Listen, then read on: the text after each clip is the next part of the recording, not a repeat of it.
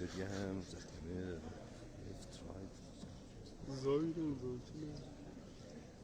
زاید علی کلیجا یا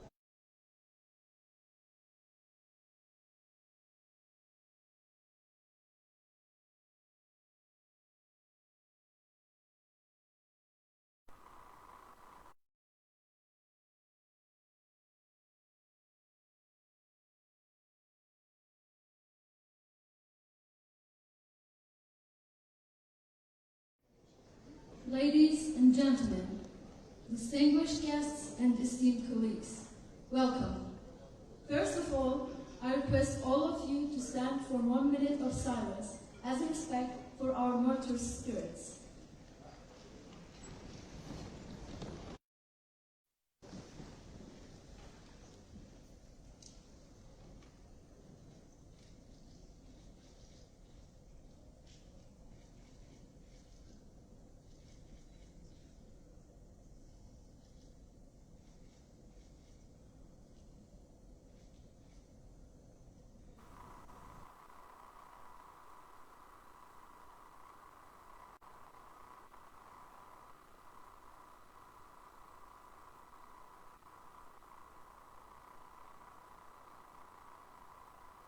And pride that I extend a warm welcome to all of you at this prestigious gathering, the 4th International Conference on Recent Innovations in Engineering, dedicated to exploring the latest innovations in the field of engineering. I would like to express my heartfelt gratitude to the organizing committee, our sponsors, and the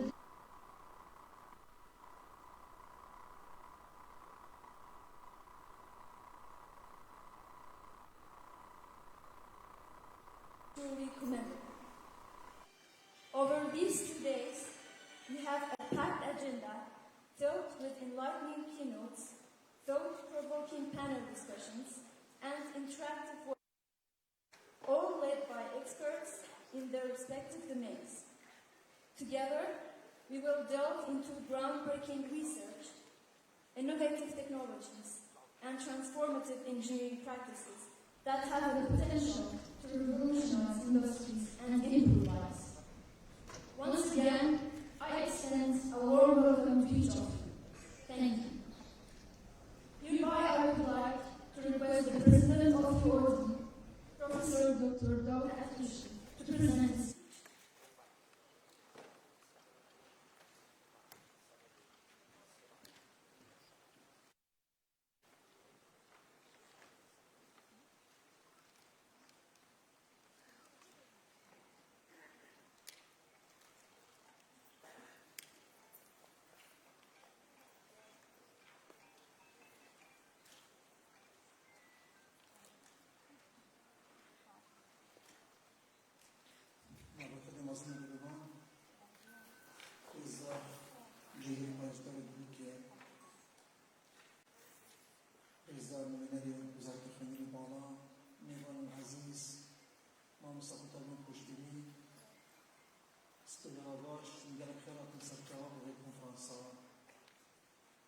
چوارێ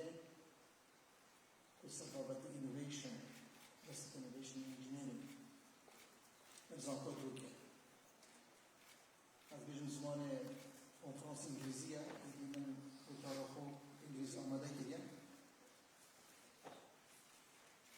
The Deputy Governor of Duhok, the representative of the Ministry of Higher Education, Dr. Sabah Reis, my colleagues from University of Kurdistan or Party University, Professor Dana, the chairmen of this conference, distinguished guests, ladies and gentlemen, good morning, Sabah al-Khair, Stedabash. I'm honored to address you today at the 4th International Conference on Recent Innovation Engineering. As the president of the university, I'm delighted to be part of this gathering that celebrates the cutting-edge advancements in the field of engineering. In our ever-evolving world, engineering plays a pivotal role in shaping the future. behind innovations that have the power to transform societies, industries, and economies. At the University of Duhok, we are committed to fostering a culture of innovation and excellence in engineering education and research. Our university, situated in the vibrant region, has been a hub for academic excellence and collaboration. We have consistently supported interdisciplinary research, encouraged exchange of ideas, and nurtured the talents of our students. Our engineering programs have produced graduates who are not only technically proficient, but also possess the creativity and adaptability needed to thrive in a rapidly changing world. As we delve into the discussions and presentations during this conference, I encourage you all to engage in fruitful dialogue, share your knowledge, and forge partnerships that will drive engineering innovation forward. Together, we can address the challenges of our time and create solutions that benefit humanity. As you know, innovation doesn't come without its challenges. At the University of Duhok, we recognize these challenges and are committed to addressing them head-on. We believe that collaboration between academia, industry, and government is essential to overcome hurdles and drive progresses. Let us remember that innovation is not just a concept. It's a force that can change the world. As we embark on this journey of exploration and discovery, let us work together to make a lasting impact on engineering innovation, not only at the University of Duhok, but also in Kurdistan region, Iraq, and beyond. In closing, I want to express my heartfelt gratitude to the conference organizers, our esteemed speakers, our partner universities, our sponsors, and all of you in attendance. I encourage you to make the most of the conference by networking, sharing knowledge, and exploring the incredible innovations on display. Thank you, and may this conference be a source of inspiration and collaboration for all of us.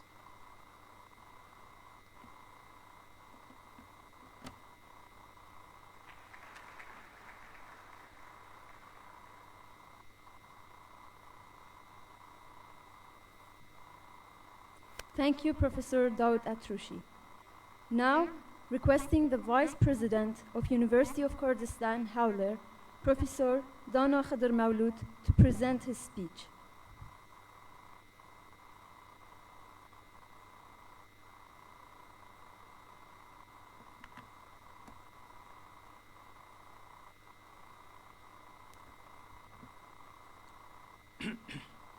Ladies and gentlemen, distinguished guests, thanks a lot. Thanks for being here and supporting both universities. My colleague, Professor Dr. Daoud, mentioned everything, so I don't want to add too much. Just through him, we collaborate and have this international conference in Duhok. Hopefully, will be a fruitful contributions to raise the research and publication in Kurdistan region of Iraq. UKH, Kurdistan University of Duhok, proud to be part in this conference. We always ready to support all the universities in Kurdistan and be partner and support them to raise the quality and the standard of education in Kurdistan. Nevertheless, I would like to thank all speakers and professors who come from outside of Kurdistan to contribute, and also our sponsor who made this conference successful. Thanks again. Hopefully that we have nice output. Thanks again.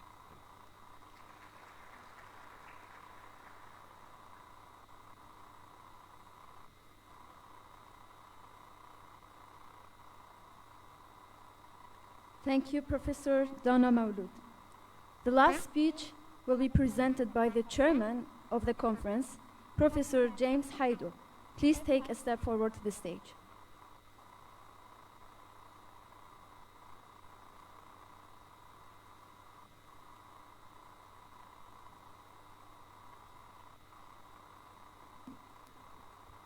Good morning, ladies and gentlemen. I am going to present briefly some stats about our conference regarding the authorships and number of papers and the publishers. So we are delighted to announce that we have many authors participated in this international event from more than 10 countries, mainly from Asia, Europe, and Middle East. It's our pleasure also to announce that we have, in this version of our conference, we have 4 publishers. The first one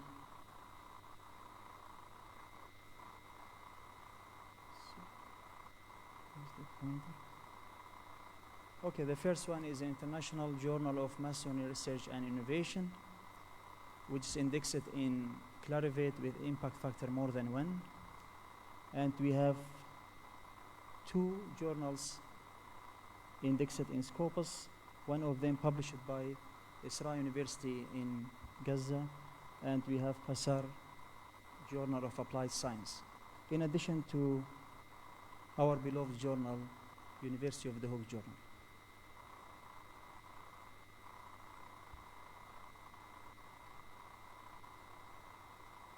Concerning the committees and reviewers, we try to have diverse affiliations from more than 15 countries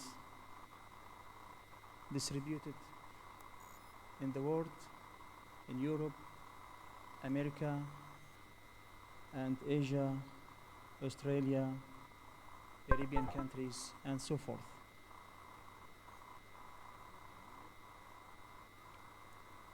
So far we received more than 100 papers. 116 was accepted and the other were rejected.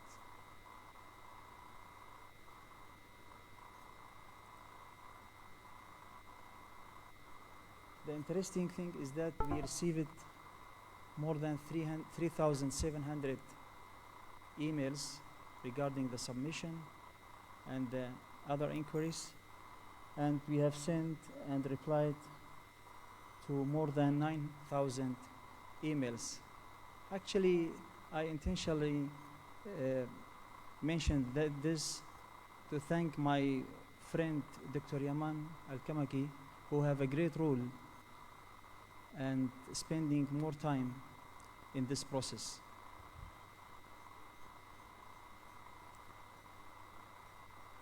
The distribution of the received papers or accepted papers over the conference track are as follows. We have 40% civil engineering, 10% architectural engineering, and 20%, around 20% electrical and computer engineering. And we have the rest from mechanical and biomedical engineering. We have others from petroleum engineering, according to my knowledge. So the main topics per each track, we had in architectural engineering, architecture visual literacy, and we have volumetry, city urbanization, sorry, I'm not specialist in architecture, I'm civil engineer, contemporary architecture, and other topic which is related to artificial intelligence and digital application. The electrical and computer engineering are focused, the papers in electrical and computer engineering are focused on high performance of data, and we have 5G mobile application, software lifestyle, and minimizing power losses and so forth. It's our pleasure to have a biomedical engineering in this version. So our participants, they are from Germany and UOD as well, because we have a distinguished program with THM University in Germany. So their papers are dealt with the detection of breast cancer with computer application, deep learning application in heart disease, resembling and morphologies of ECG. It's also related to the heart disease. Mechanical engineering papers are devoted to dynamic performance of plates, and we have glass epoxy composite, evacuated tabular solar collectors, and high density polyethylene, and others. Civil engineering papers are dealing with the green technology or eco-friendly building material, fire resistance of a new construction material, BIM, building information management system application, cost-based optimization. We have water retention technology application, application of highway safety, seismic behavior of high-rise building, and application of genetic algorithm in the civil engineering. Thank you so much.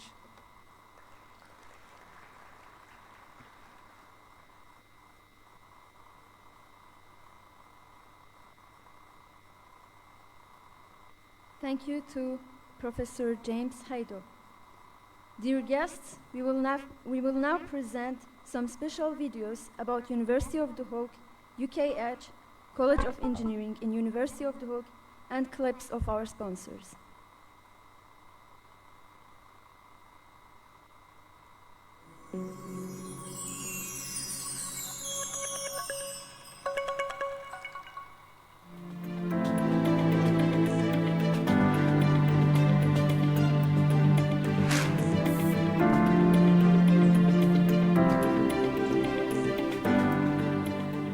The University of Duhok was established in 1992 with 2 colleges. Now it has 19 colleges and institutes. The number of undergraduate students are more than 22,000 students and more than 800 postgraduate students. College of Engineering at the University of Duhok was established in 1994. It has 7 departments: architectural engineering, civil engineering, electrical and computer engineering, mechanical engineering, water resources engineering, surveying engineering, and biomedical engineering department, which is a unique double-degree program in Kurdistan and Iraq in collaboration with THM University in Germany. The college has more than 1,500 undergraduate students and more than 100 postgraduate students.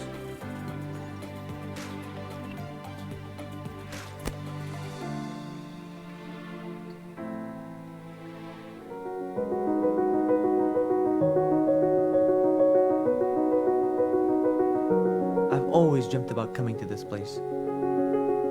My goal was to become one of the thousands of success stories that started here and were made.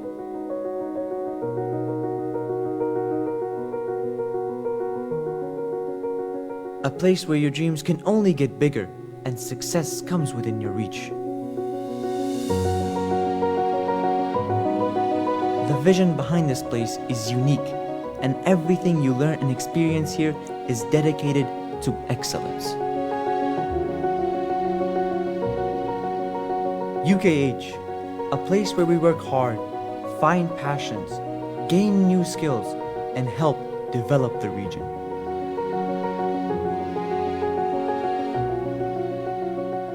Not only do you get these opportunities, but also the opportunity to be a part of something bigger than yourself, a community.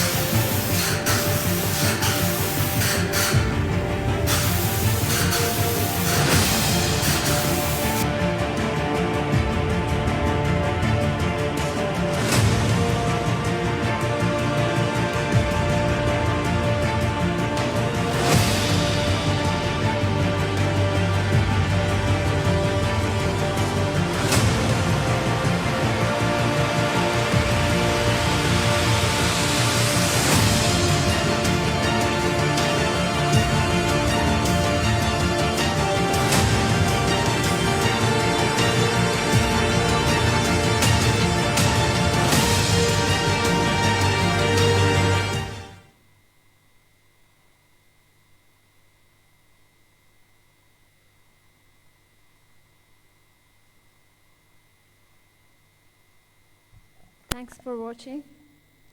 During this period, we have 3 keynote speakers, and I would like to request from the first one, Professor Adel Almeya from University of Waterloo in Canada, to give his presentation entitled Imaging Mechanics Integration, Cover Image Application in Biomechanics, Medical, and General Materials Investigation.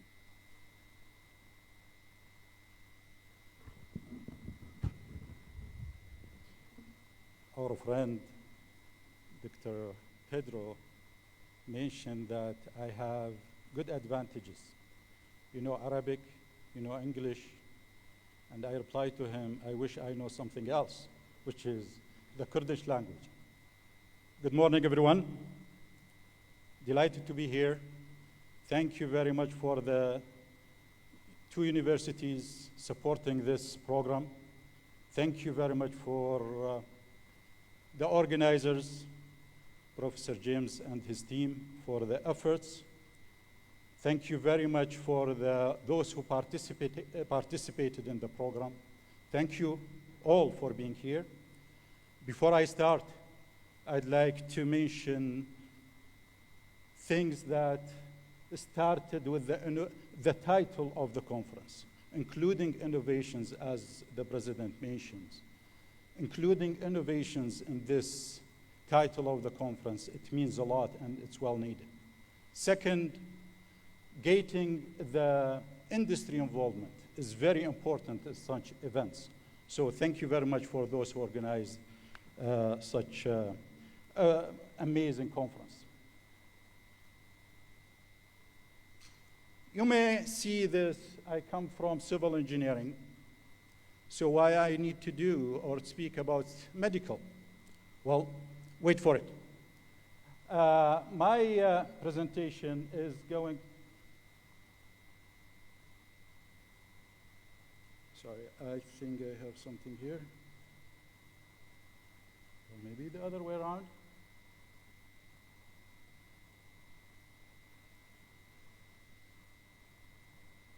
It's on, and I have one similar to it. No, it doesn't. The slide is, oh, here. No.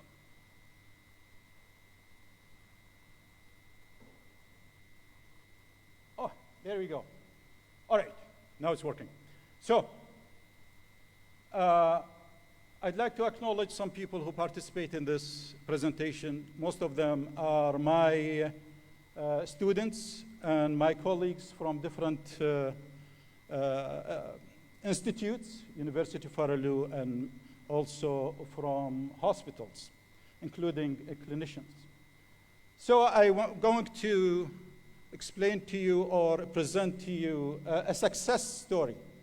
Started from civil engineering, going to medical, and finished with the good ideas to be applied in both medical and engineering applications.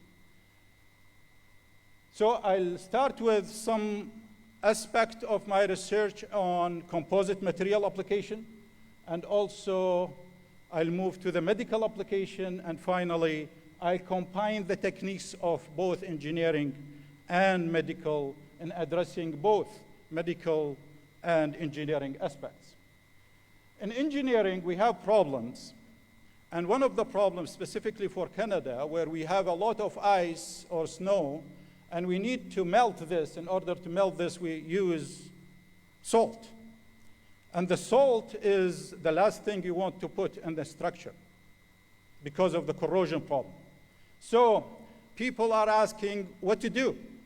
How we substitute the steel, which is the one that we normally use in reinforced concrete applications, with something else.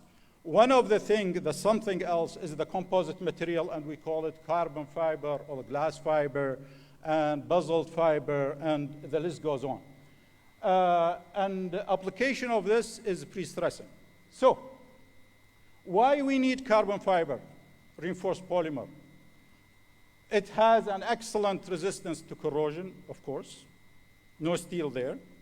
And it has a very high strength to ratio. So if you look at the same beam of equal weight, you look at the steel on the bottom, while you look at the CFRP on the top, using cantilever beams representation here. So it gives very high strength versus weight ratio.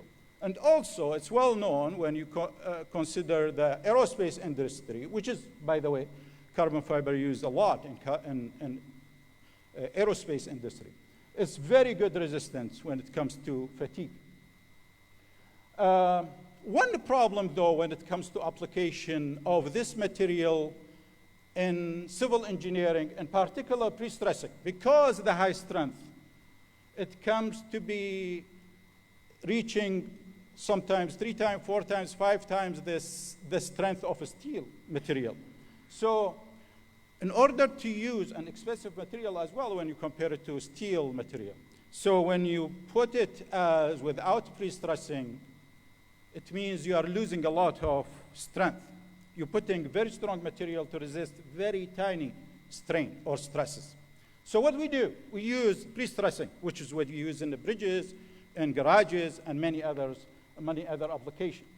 The problem with this, it is uniaxial fiber oriented in one direction it is strong in this direction, in the direction of the fiber. Once you press it or compress it or grip it, i.e. you apply a lateral load on the fiber, it breaks easier, very prematurely. So what we do, this is a challenge. Anchor gripping the CFRP in order to apply it for pre-stressing application. And this is the American Concrete Institute stating this, which is a challenge. So what we do? So here you have the pre-stressing for those who are not familiar with pre-stressing application. You have a beam, for example. We have a duct inside one of the applications. We have pre-tension and post-tension. And then we pass the CFRP rods with anchor, gripping it at one end. And then we press it at the other end, and we use another anchor. So basically, the CFRP is under tension. This way, we compress the concrete and make it stronger to carry larger loads. Here is the problem that we are facing. This is the anchor system that you see there. When we apply lateral load, you have an area where you have high tensile stress and high compression. So as if you are cutting it with scissors. It's easy to cut. And it becomes my topic for a bit. And we are able to address this as we mentioned here. People are using, for example, in order to avoid applying pressure on the lateral direction, they use epoxy. Basically, they use long tube filled with epoxy, put the rod inside, fill it with epoxy, and then leave it for a day or two in order to be hardened and apply load. But this is large and needs 2 days to cure. So what we did, we have a mechanical anchor developed at the University of Waterloo, and this is my work here as well. So we put a cushion, which we call it sleeve, copper sleeve normally, and then we add wedges and also what we call barrel. The attraction of this is going to be very small in size. You apply it in the moment, and then easy to assemble and reuse as well. So again, this is not an easy topic. So we started from the first principle. This is what we call friction-based anchor. So the friction-based, we need to understand the friction of the CFRP when it contacts the carbon fiber. And here is the carbon fiber, small size, and we apply compression, and then finally we apply pull-out stress to see how good the grip is. And we went through a number of optimization process. It comes to materials, comes to contact problems, and using finite element, math, experiments, all of these. And then finally, we find the best grip of the CFRP. And then we move finally to the geometry in order to come up with good design for this anchor. We need a small size. We need reusable. We need reliable anchor. That's why, actually, one of the companies, American companies that was interested in the product, they said, don't worry, we are American, we can get the big one. So don't worry. Even if it's big, it's okay. But our intention is more than that. It is more of economical side as well. So here we have an anchor with a radius. In order to avoid stress concentration, you have to have curved transition. And this is what we applied, and this is the uniqueness of the patents that we got, actually 2 patents for this. For the circular, and also we use it for a plate. Instead of putting it outside, you put it inside, you can put it outside as well, which is carbon fiber. And we are addressing this actually in our application. So here is the finite element model. You have 3 contact surfaces, very complicated. Those who are working in the interfacial mechanics realize it's a very complicated problem. And it's a nightmare of modeling when it comes to contact and finite element modeling. And we are successful to avoid many aspects that we have, and the process we do in testing our anchors is tensile loading, and also we did fatigue loading, and we measure everything and compare to everything related to the anchor that we have in the top. And here is our result. Basically, displacement. We try to avoid the slip of the system. And we are successful in getting the guaranteed tensile strength of the material. It's used in Canada, it's used in US, and our recent application using a plate is this one. Now, how this compare to how it moves to medical application? And we get some ideas. We are good in finite element modeling. We are good in interfacial mechanics. How we are going to model it and consider it in medical application. So on my first visit to the hospitals, one of the biggest hospital in Toronto area is specialized in cancer. They said we have problem in locating the tumor for the cancer application. Tumor weighing the breathing of the patients. How we're going to track it? So how we track this cancer, because you know the radiotherapy, if it's applied outside the cancer, it kills the healthy tissue. And the patient's in need of every cell, if I may say, in order to survive the cancer. So we present a good applications here when it comes to radiotherapy. So it's widely used application for radiotherapy. Radiotherapy need to be focused. The problem is, though, we have a planning stage, and we treat the patients for 5 to 7 weeks. Patients through these 5 to 7 weeks experience weight loss, experience even the changes in their pattern of breathing. So how we are going to address this? We cannot image the patients every time they come. By the way, they come every day for 5 to 7 weeks, except the weekend. So it's a lot of radiations. So we have to do something about this. And so we'll start with the planning. This is a CT. I presented the lung tissue because it is moving, the largest organ moving. So we have a plan. In the planning stage, a lot of images, a lot of CT, MRI, and PET. And then we move to the radiation. We call it this linear accelerator on the right. So this is linear accelerator on the right side of the images here. But one of our colleagues at the same hospital came up with a very brilliant idea with cone beam CT or CT imaging, X-ray basically. But it gives you very rough images from the bones and so on. And this is the rough images that you see in the middle under treatment. And so we say, how we're going to collaborate or include the good quality images at the planning stage, which is done, by the way, once. And with this, that very low dose X-ray. So we include our finite element here building our model from the original one and using some information from the low quality images here. So we call this image registration. What we mean for those who are not familiar with image registration. Basically, we have two scenarios. Rigid registration, where you match the images, just turn it left and right and so on. You have cone beam CT, you have MRI images, how we are going to match them. Or you can scale them, basically stretching them. But the problem when you have a sad face, match it with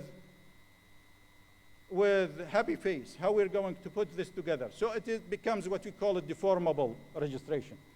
And so we cannot address it by stretching or so on. So here we are, the team of engineers. We are good in deformation. So let's take an image here. You have inhale image and you have exhale image. The one in the middle, the red spot is the cancer. And you see the cancer move out during the breathing stage from inhale to exhale. So experience a lot of deformation during the breathing. So it comes to fact that there are many deformable image registration techniques, but one of them is the biomechanical, which is the one we work on here. So we need, in order to get a good result in any finite element model, you need a realistic model, which includes the geometry, you include the boundary conditions, fixed versus sliding versus others, and you need as well, the materials need to be right. You cannot model concrete and put it as lungs. It cannot be. And you need as well, concrete has a number of things, or the tissues here, you have airways in the lung, you have tissues, parenchyma as we call it, and so on. So this is the task that we addressed. In the meantime, as engineer, I include all these elements in the one model, and I waited 3 days in order to finish. So efficiency need to be done, because the patient are sleeping there, or laying down on the bench. We need to address it as soon as possible. 3 days is not practical. So you need to consider the efficient part of the model.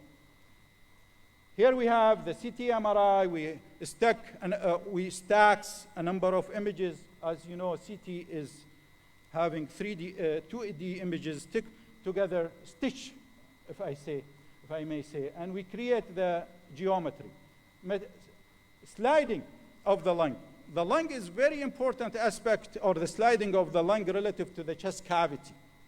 Without sliding, you cannot breathe.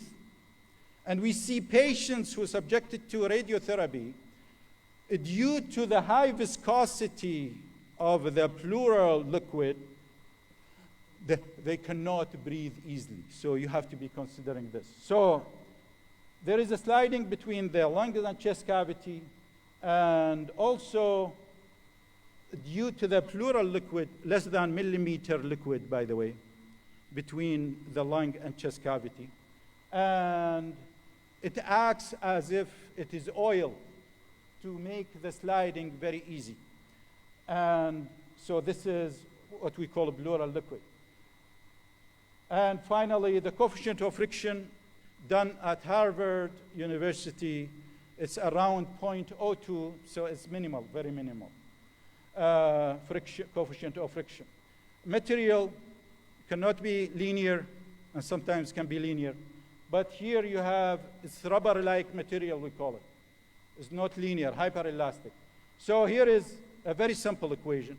I'm joking, not a simple equation. Very simple equation to include in any of the models to address the material aspect.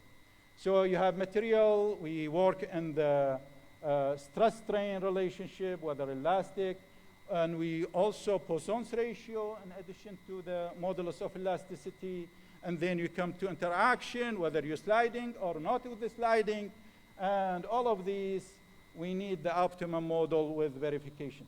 So our model, for those who are interested, and this is a very important aspect here, you transfer images to finite element. You take inhale images and exhale images, you take the surface, project them together in order to find the difference between the two, i.e. how much it moves, each of the nodes.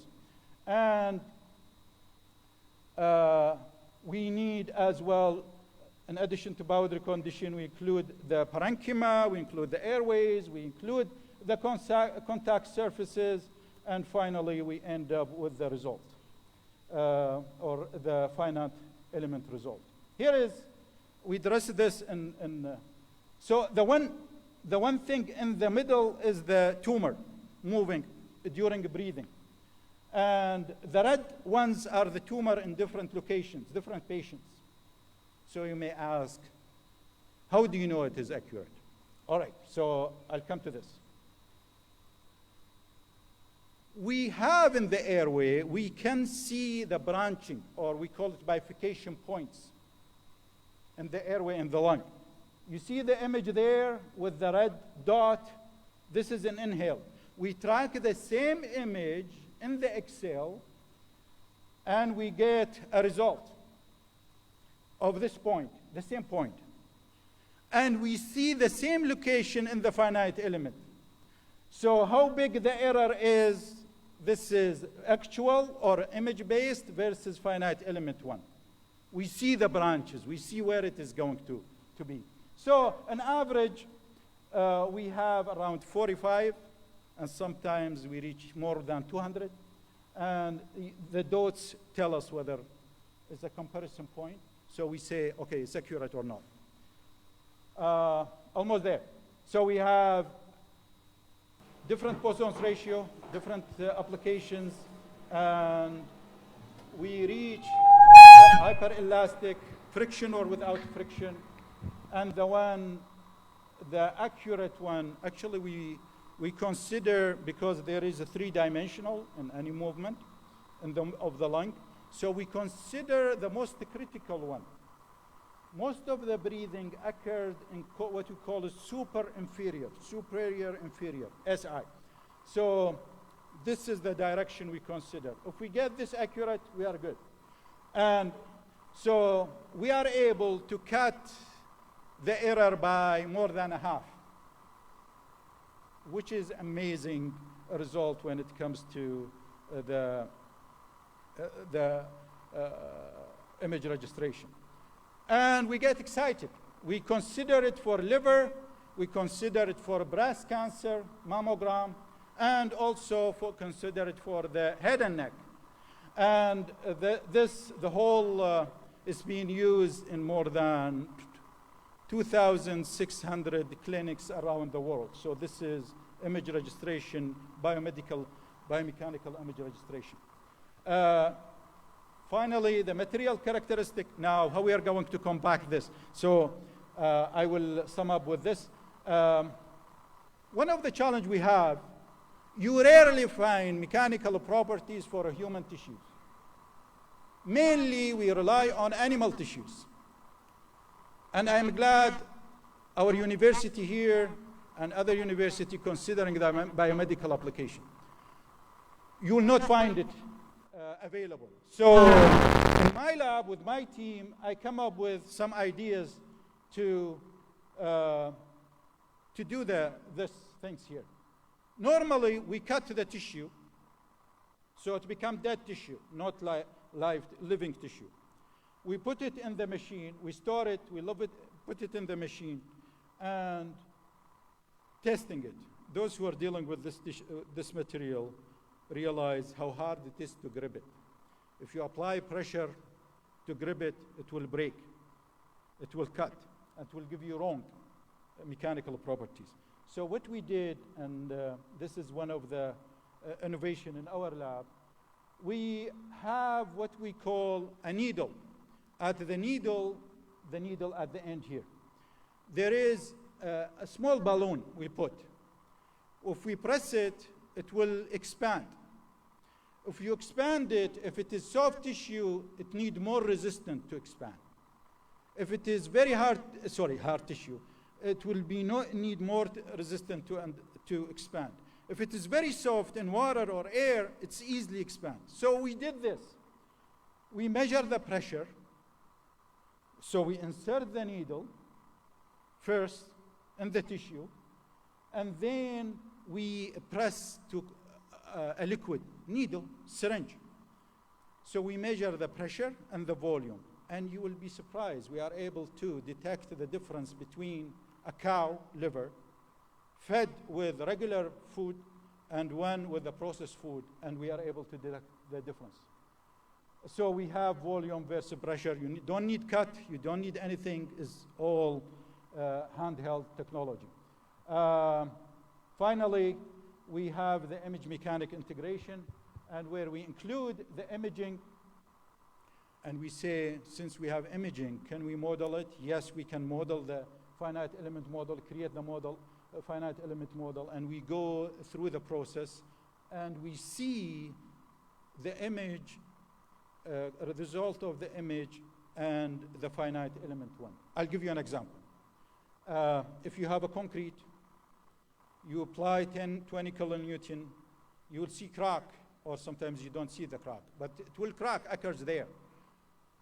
So what we do, we say, we see this in the image, and we can find the stress concentration in the finite element model and where the cracking occurs.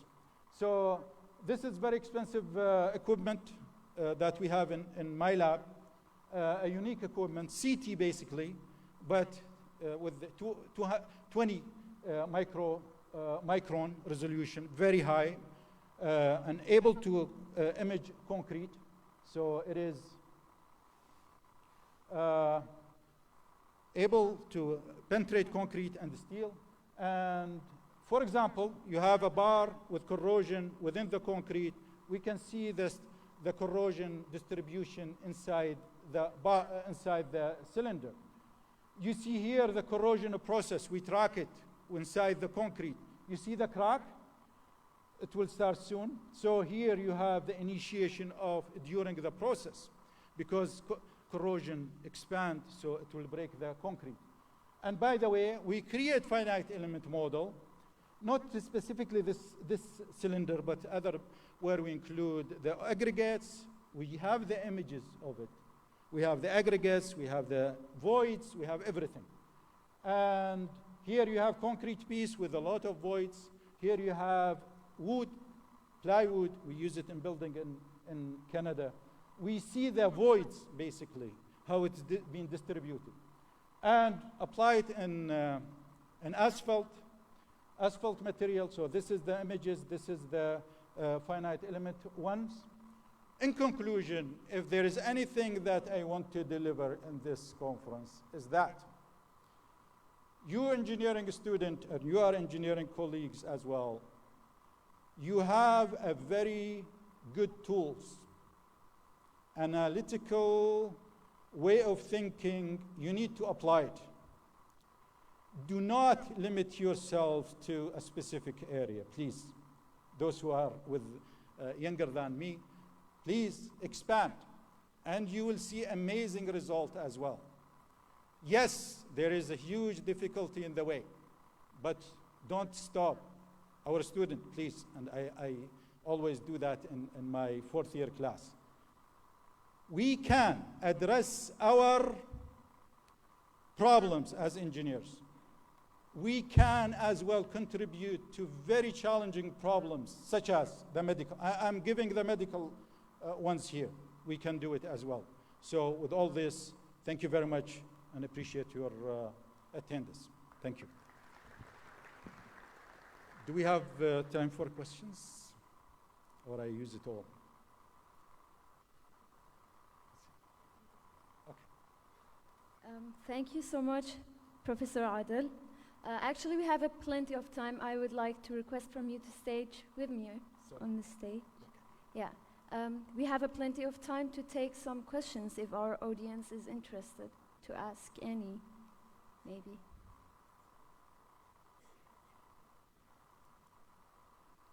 Please. Could you please hand it?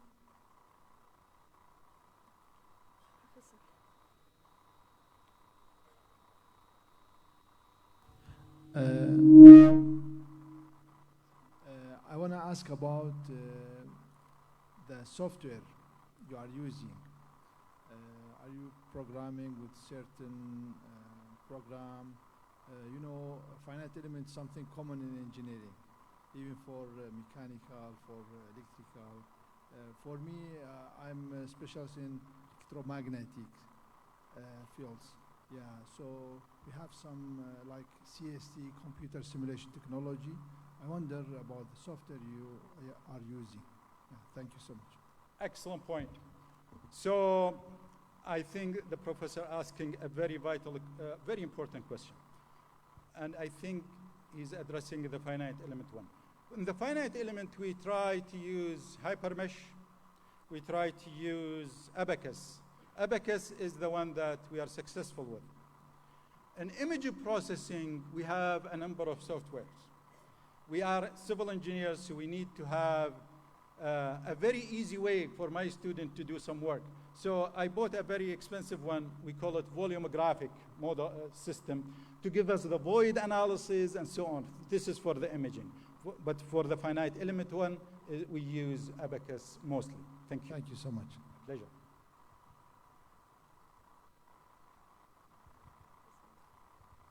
Thank you very much. Thank you again, Professor Adel.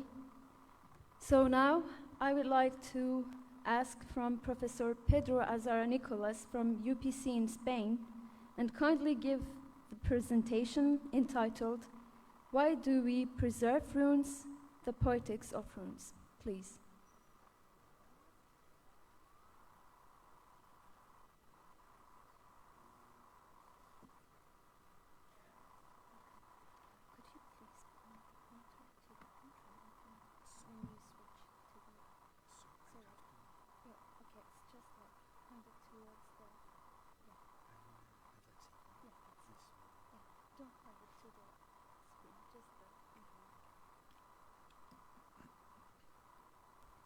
Well, sorry, good morning. I would like first of all to thank the organization of this wonderful Congress, and especially Dr. James Haido for having invited me to this to the Duhok University, and also I would like also to thank the architect Marc Marin, who is Spanish, who is doing his PhD in the UPenn University, and he's working on in different restoration projects here in Kurdistan, and he's the one who suggested my name to the organizers of this Congress. I suppose my presentation is maybe far different from the rest of the Congress, because I would like to present an exhibition which is actually presented in Spain, and then it will go to Paris. And not only I would like to show some images of this exhibition, but to present the problems of the themes that are behind this exhibition. The exhibition is presenting some great contemporary architectural interventions in archaeological sites. And basically what is shown is how we protect, or how the ruins are protected by shelters. And the exhibition is showing different sort or different types of shelters, protecting ruins all around the world, in the Middle East, in Europe, in South America, in North America, or in Asia. But first, before presenting some images of this exhibition, I would like to talk about why we did this exhibition. In fact, the idea of organizing such an event happened in 2010. And why? I was participating in a French archaeological mission in Syria. We were working on a Neo-Assyrian site near Deir el-Zor. And in this site, a good and in a perfect state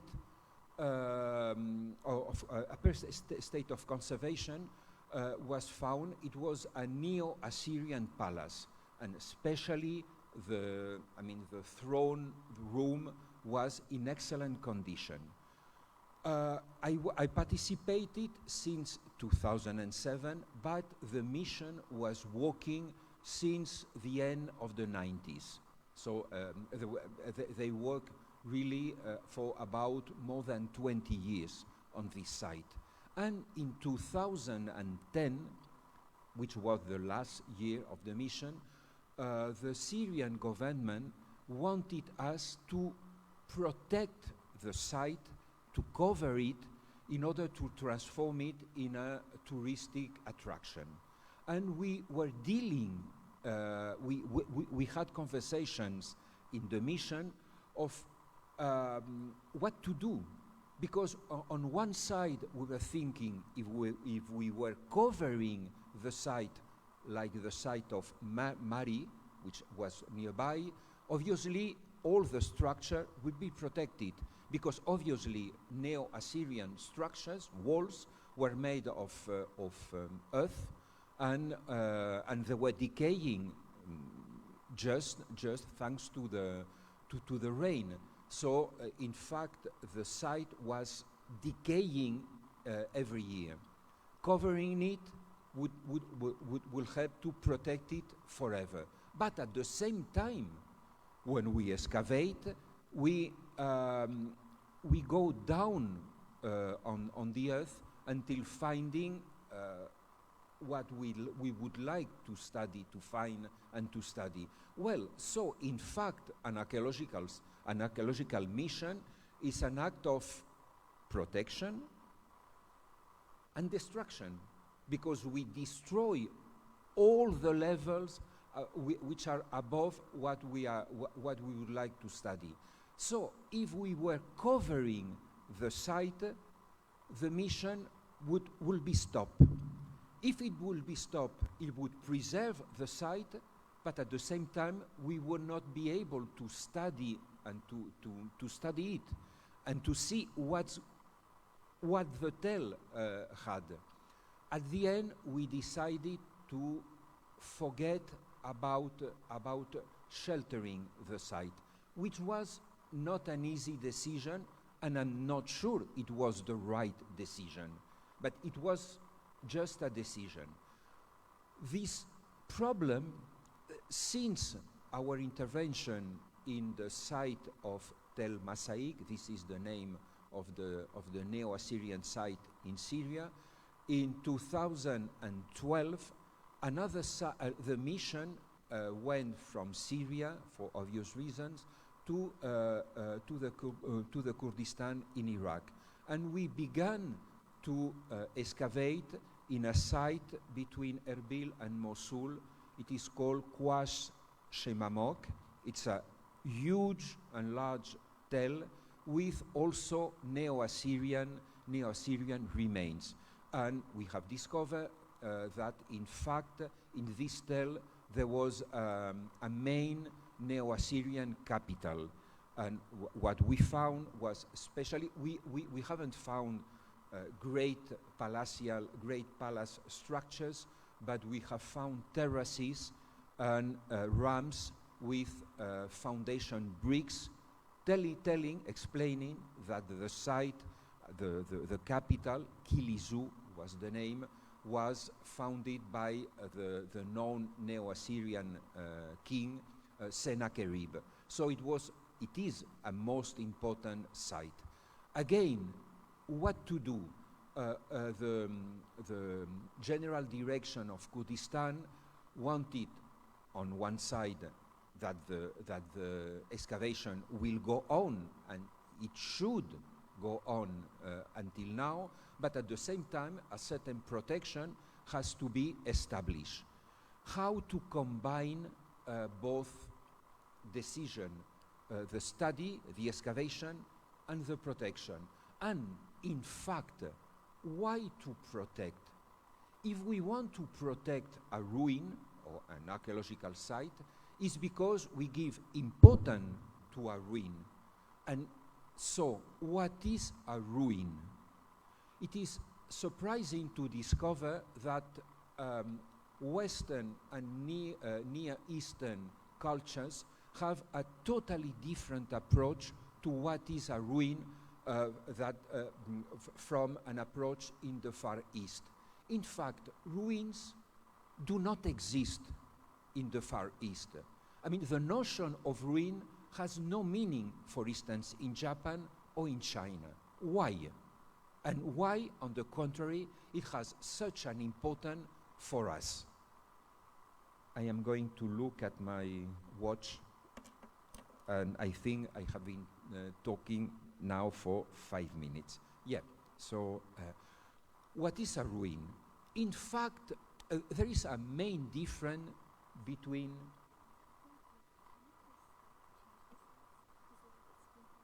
okay. Sorry. And to show the next image. Sorry. Thank you. Thank you. Okay. Okay. This is the title of the exhibition, which is presented in Spain. Sorry for not having shown it before. What is a ruin? There is a main difference between a ruin and a ruined building or a ruinous building. A ruinous building, it's a building, a decay building. It's a building that has been affected by different problems, by the time, by violence, by neglected condition, and so on. And obviously, a building which is decaying has to be either restored or destroyed. I mean, we cannot accept having in front of us a decaying building, because a decaying building cannot be used. No one can live inside. So a decaying building has to be restored to its first aspect in order to have a complete new building again. But what is a ruin? A ruin is something far different. It is not a decaying building. It is something that has to be preserved in its ruinous, in its condition. In fact, a ruin is like a work of art. It's something in which we cannot live, obviously. We cannot be inside a ruin. We can visit it, of course, but that's it. I mean, we can enter the Colosseum in Rome. We cannot enter the Parthenon in Rome, but we can go around. And in all these cases, we were just looking at the ruin. And we are looking and appreciate it because the ruin is able to, on one side, evoke on us nostalgia for a lost past, and at the same time, it evokes in us admiration for what people from other countries, other cultures, and other times have done. And so, in that case, we have to have a sort of distant relation with this subject, and this subject has to be appreciated in itself, and it has to be maintained as it is. It is true that sometimes part of the ruins are integrated. A column has fallen down, so we try to put it again on the spot. It is true, but in fact, first of all, we do not integrate all elements, only a few of them, in order to get a wonderful image, an image that is able to evoke in us nostalgia and admiration. So, while a decaying building has to be restored in its integrity in order to be able to become again a complete building, a ruin has to be left as it is. It has to be clean, it has to be consolidated, of course. Some elements have to be integrated, but in order to give a clearer image of what a ruin is. And in that case, the ruin has to be preserved as it is. It means that time that has intervened in the destruction of a building has to be stopped. In fact, a ruin is something which is out of the time, and we preserve it, we want to preserve it as it is forever. There is an example which is, there are some examples which are surprising. For instance, what has happened in Palmyra in Syria. Palmyra, as we know, is a main archaeological site.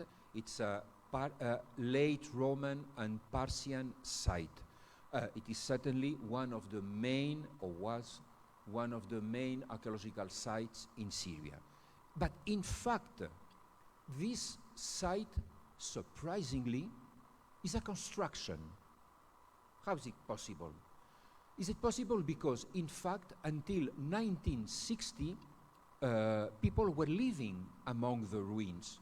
The ruins were offering shelters for people, and there was a real connection between people from the 60s and the ruins. In fact, it is as if Palmyra was not a ruin, but was still a city in which people were living.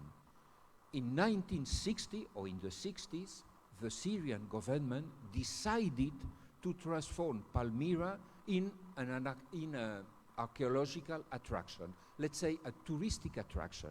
So all people who were living in the ruins were put out of them. They were offering houses in a new city built nearby, the new Palmyra, which had 100,000 people before 2015, if I am not wrong. And then all the ruins were cleaned, some columns were put again on the spot, and a picturesque image was created. A picturesque image which was excessively pleasant, of course. We all were going to Palmyra to see these wonderful ruins evoking the majesty of the Roman Empire. But in fact, it was a creation, of course. A ruin, so it's a physical and let's say a theoretical creation. We create a ruin in order to help us to understand the past, to connect with the past. But of course, in the ruin, we were able to visit the ruins, to walk among them, but not to enter in the temples that had to be looked from outside.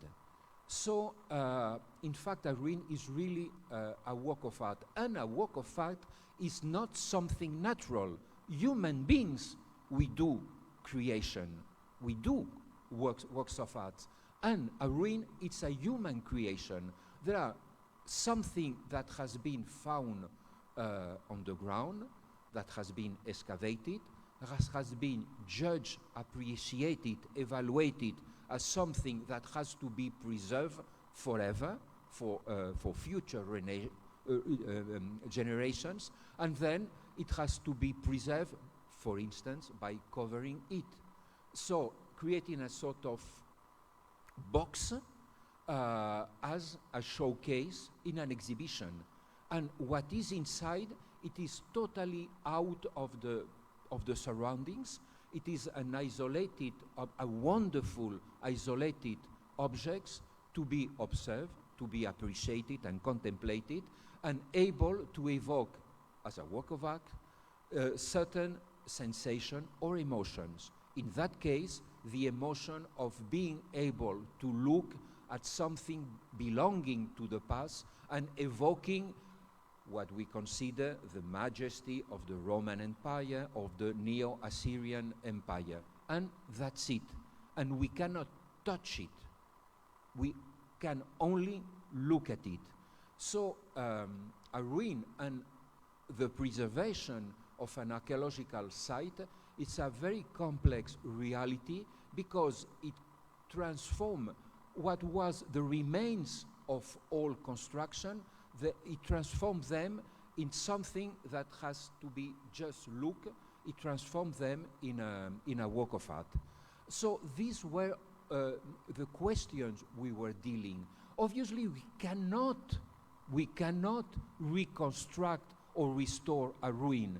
Can we imagine what would happen for us, Westerners, people from the Near East, if we were going to Athens and we discover the Parthenon paint it again, it would be very strange for us, and certainly we would not appreciate it.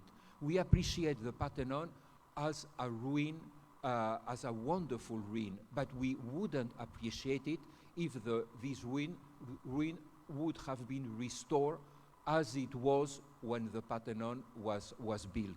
And this happens all the times. We do not appreciate a complete building.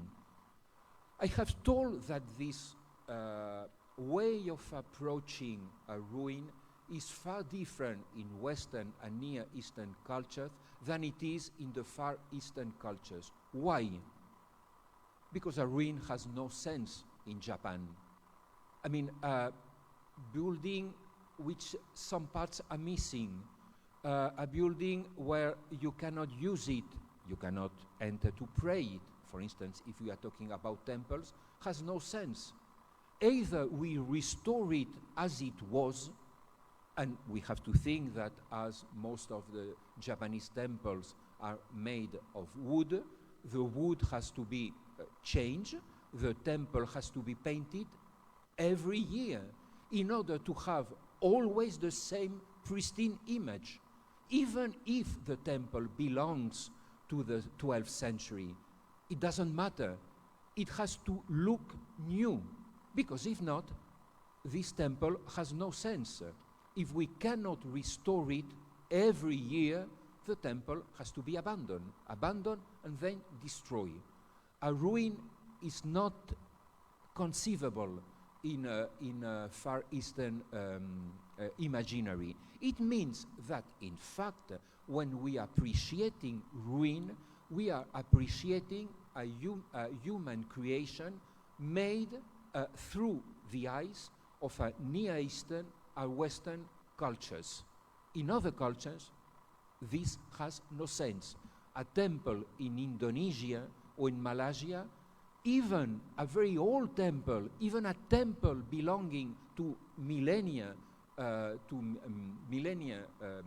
before, has to be constantly cleaned, painted, restored, in order to still be used as a temple. A temple which is not used as a temple has no sense. It has to be abandoned. So, in fact, when we are talking about protecting with shelters an archaeological site, we have to remember that, in fact, we have a very special approach to a ruin which does not exist in other cultures. And having said this, I would like to show some images of the exhibition in Spain and some of the projects we have chosen, we have decided to show. We have to say that,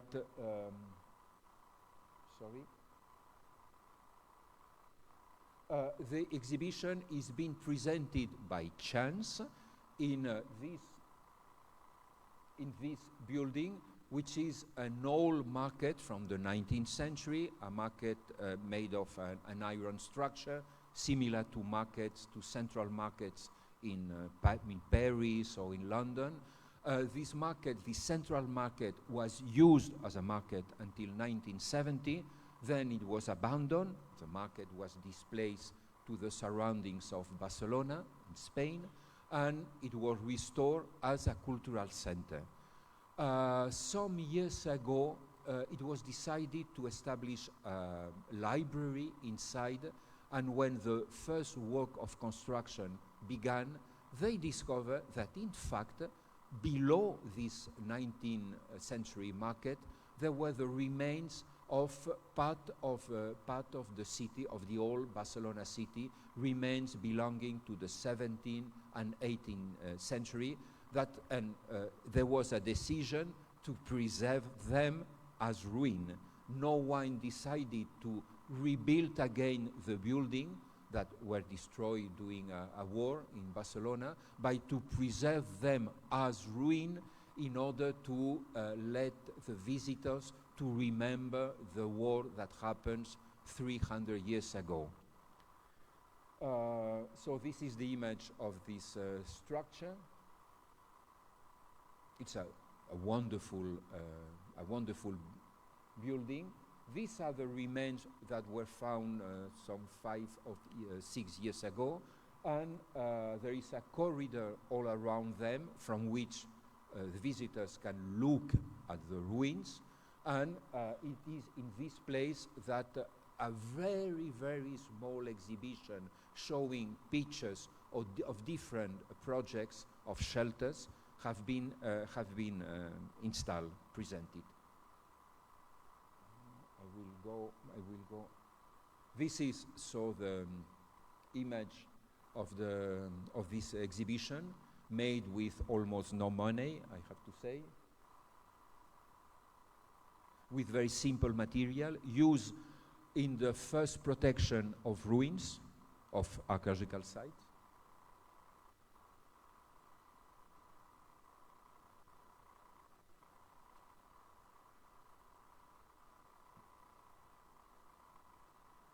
It is a traveling exhibition now, and it will end in Paris.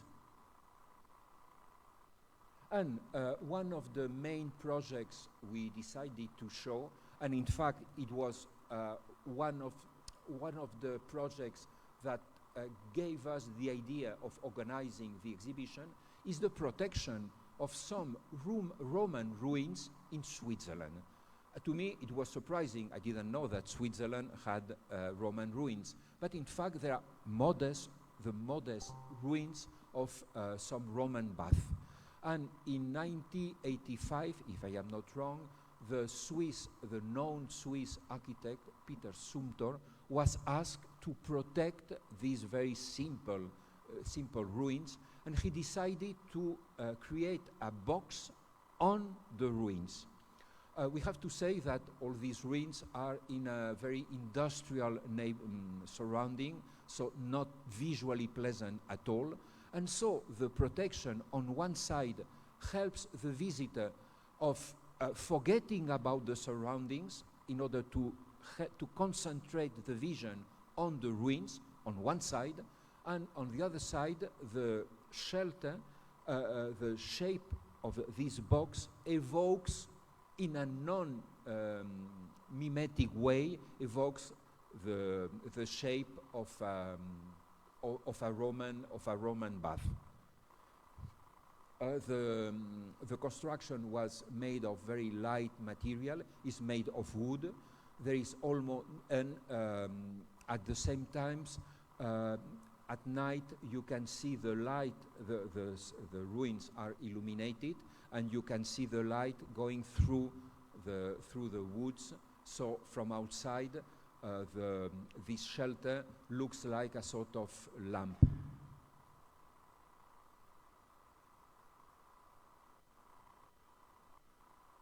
And some of the objects that were found on the site are presented in the ruins. So the ruins also, there are, on one side there are a work of art, and at the same time there are a space where work of art, such as ceramics, are presented on the showcases.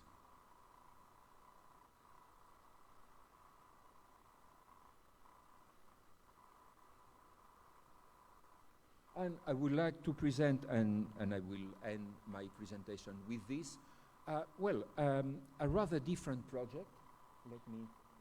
This one. It is a project made in the 60s, if I am not wrong, no, in the 50s, by the great Greek architect Pikionis.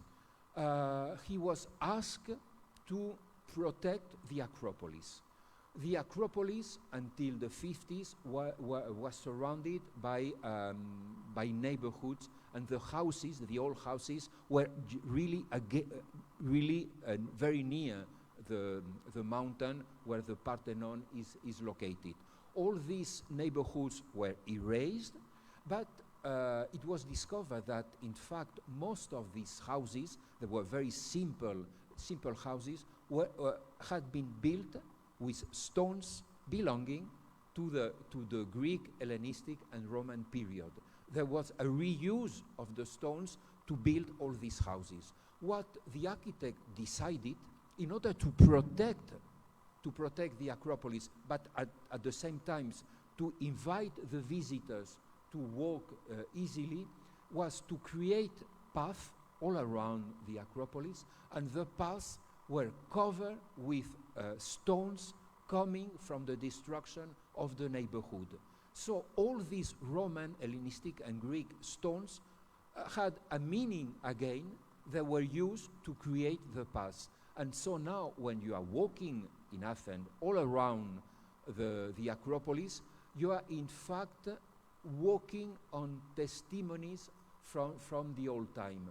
And these stones have again a certain sense. So it's a wonderful tapestry made just of stones. No, all the stones have been recovered from the spot. It is true that this approach would not be authorized nowadays in the 21st century. All this approach, reusing stones for another thing, would be totally forbidden. But it was possible in the 50s, luckily. And he just added a few sections, as we can see, made of concrete. So the modern integration, the modern material is concrete, and the rest are all stones used, creating such a mosaic.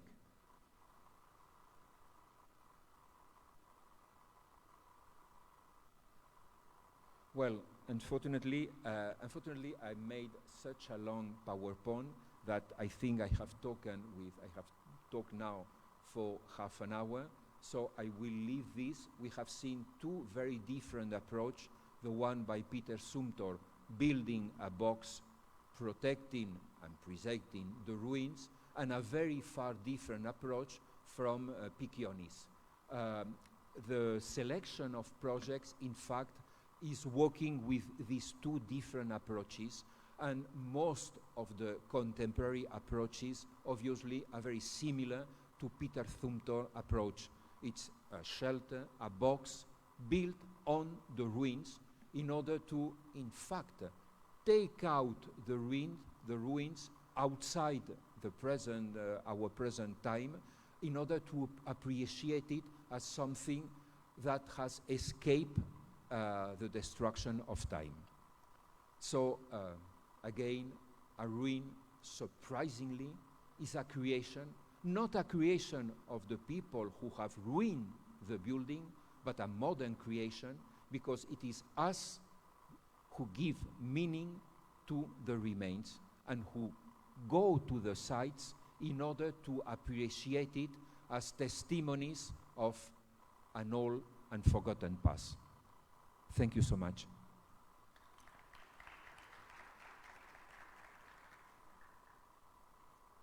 I do not know whether there is time for a question.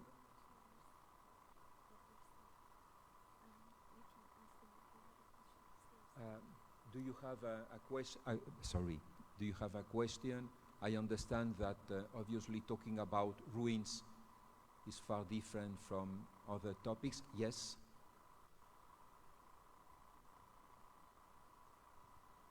Dr. Afani from University of Technology, Baghdad. Well, sir, you explained that we can build a shelter about the ruin to sustain these regions. So I think the type of shelter should depend on the material of the ruin. Most of your example is about the rocks, but I mean the regions built with rocks. But most of our Mesopotamia civilization was made from mud. So we have, during the flows into centuries, most of these buildings were gone. Yeah. So I wonder if there is a study about this region and these civilizations. Yeah, thank you so much for this wonderful question, which is central in archaeology, especially obviously in the Middle East. This was the question, for instance, when we were talking about the protection of Tel Masaik or even Kwashamamok. The structures are made of wood, of mud, so it's very difficult to protect them.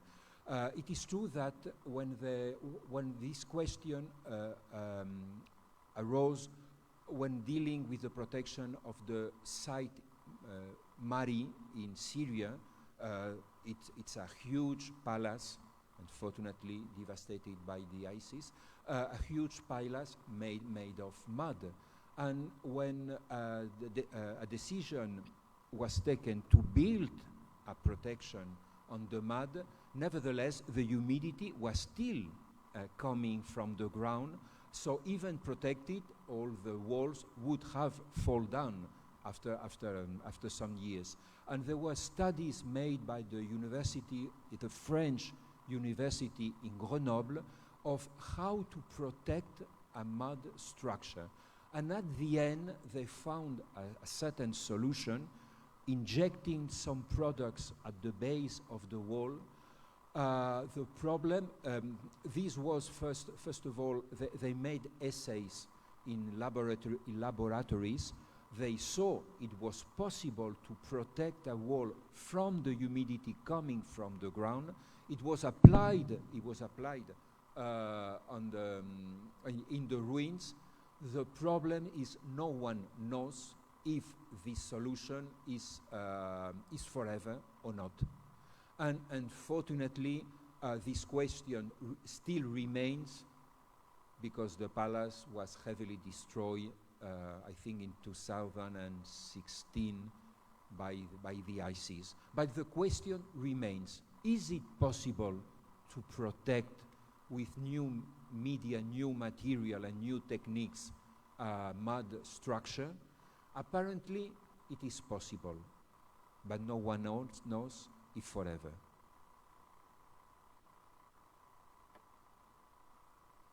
Okay, well, thank you so much. Thank you, Professor Pedro. Dear guests, we will now have a break for about 15 minutes, and please come back for the third presentation. Thank you.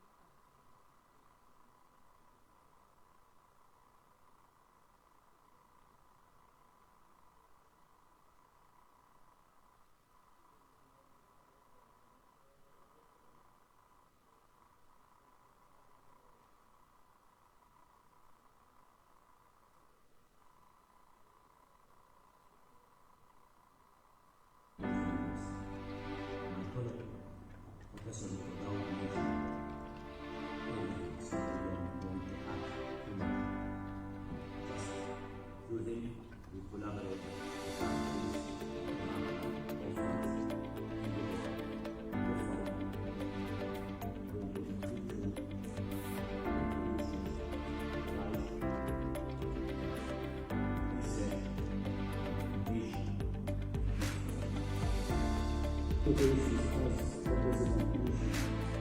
Including innovations in this title of the conference, it means a lot and it's relevant. Second, getting the industry involved is very important in front of events. So thank you very much for those. I want to express my heartfelt gratitude to the program organizers, our esteemed speakers, our partner universities, our sponsors, and all the members. I encourage you to know the speakers of peace. It's a force that can change the world. As we embark on this journey of exploration and discovery, we must work together to make a lasting dimension the parents of our students. Our engineering programs. It's our pleasure to have a biomedical engineering in this version.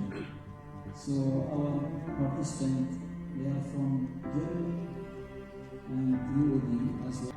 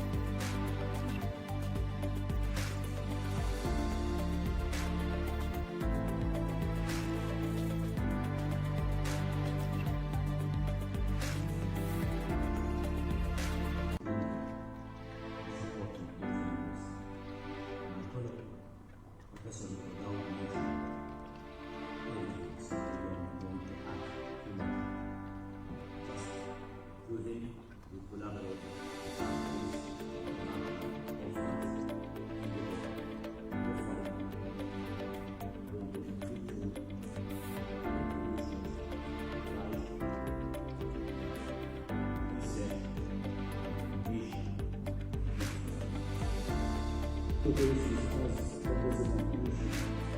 Including innovations in this title of the conference, it means a lot and it's relevant. Second, getting the industry involved is very important in front of events.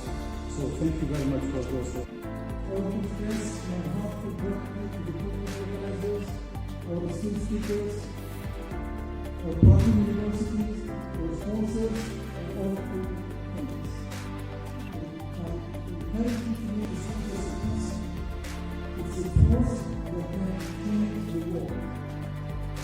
As we embark on this journey of exploration and discovery, we must work together to make a lasting dimension the parents of our students. Our engineering programs. It's our pleasure to have a biomedical engineering in this version. So our participants, they are from Germany and UOD as well.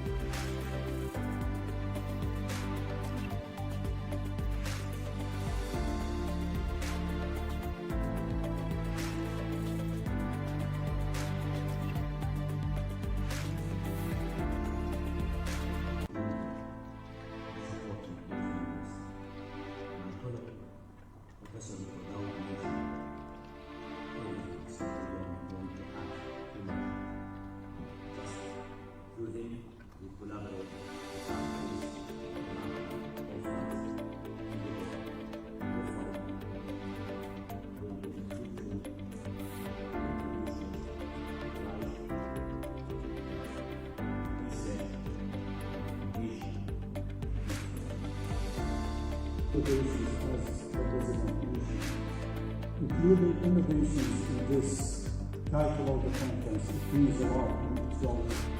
Second, making the industry involvement is very important in front of events.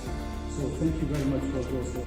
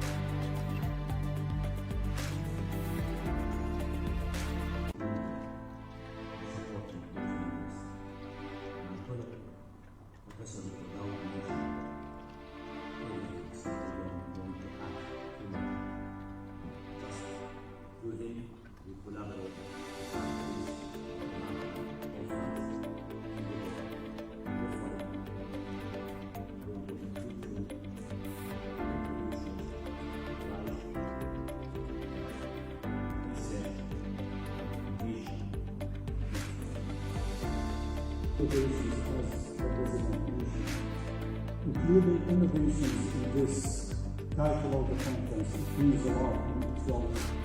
Second, making the industry involvement is very important in front of events. So thank you very much for those. I want to express my heartfelt gratitude to the program organizers, our esteemed speakers, our partner universities, our sponsors, and all the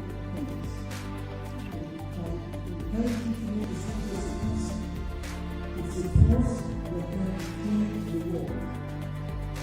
As we embark on this journey of exploration and discovery, we must work together to make a lasting dimension the parents of our students.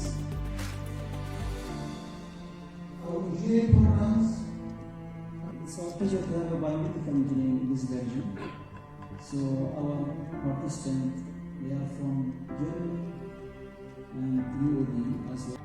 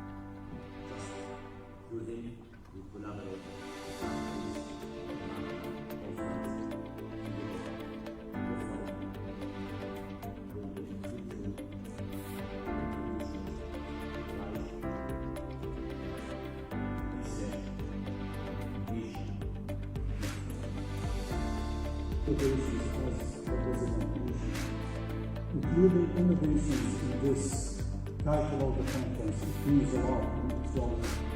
Second, making the industry involvement is very important in front of events.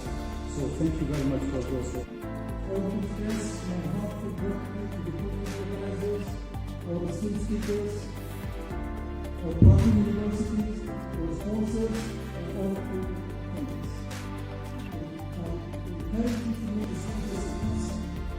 it's a force that can change the world. As we embark on this journey of exploration and discovery, we must work together to make a lasting dimension the parents of our students. Our engineering programs. It's our pleasure to have a biomedical engineering in this version. So our participants, they are from Germany and UOD as well.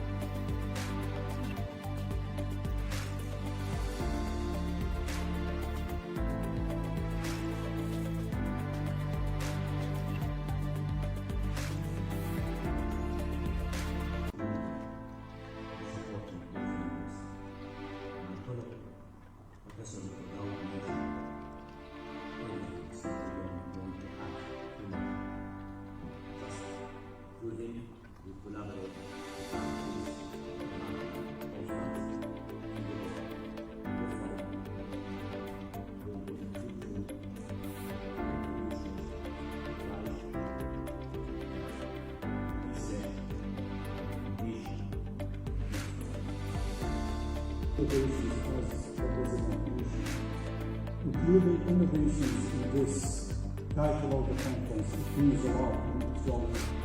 Second, getting the industry involved is very important in front of events. So thank you very much for those. I want to express my heartfelt gratitude to the program organizers, our esteemed speakers, our partner universities, our sponsors, and all the members. I encourage you to make this conference a peace. It's a force that can change the world. As we embark on this journey of exploration and discovery, we must work together to make a lasting dimension the palace of our students. Our engineering programs. It's our pleasure to have a biomedical engineering in this version. So our participants, they are from Germany and UOD as well.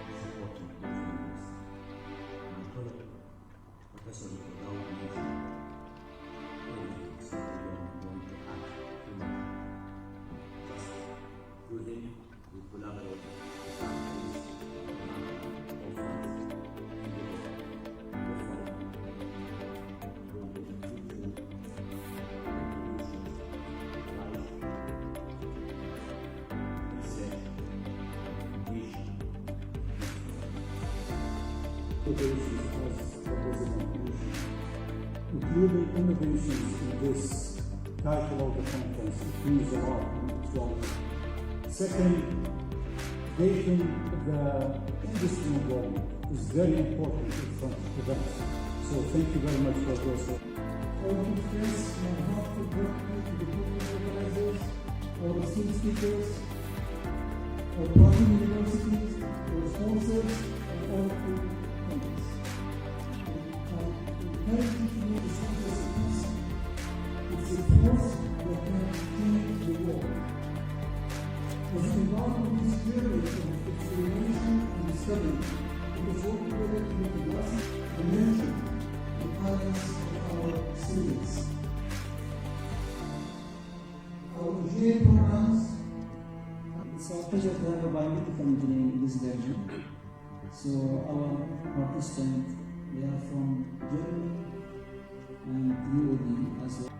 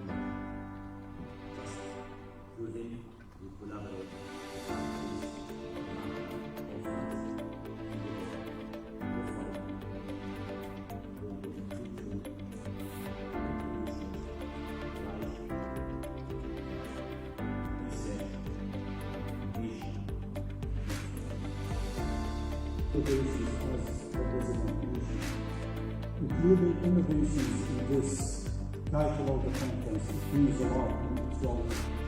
Second, making the industry involvement is very important in front of events.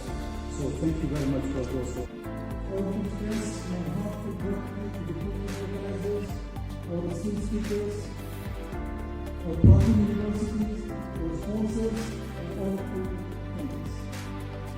I encourage you to make the science of peace.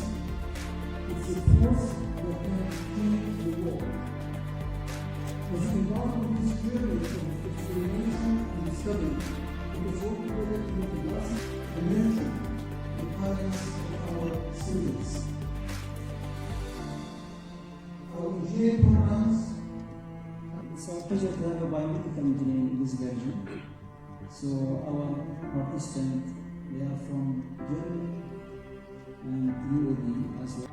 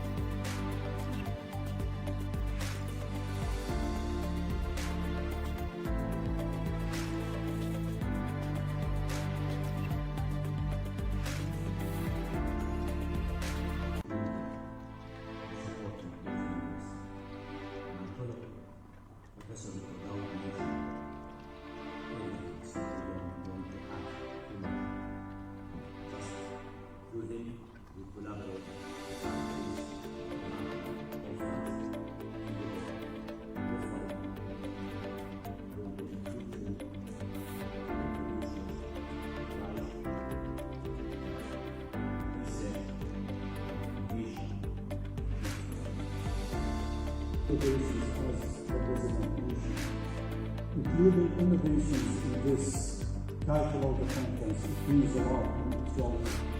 Second, making the industry involvement is very important in front of events. So thank you very much for those. I want to express my heartfelt gratitude to the program organizers, our esteemed speakers, our partner universities, our sponsors, and all who attended. I encourage you to make the science of peace. It's a force that can change the world. As we embark on this journey of exploration and discovery, it is all together to make a lasting and nurture the parents of our students. Our engineering programs. It's our pleasure to have a biomedical engineer in this version. So our participants, they are from Germany and UOD as well.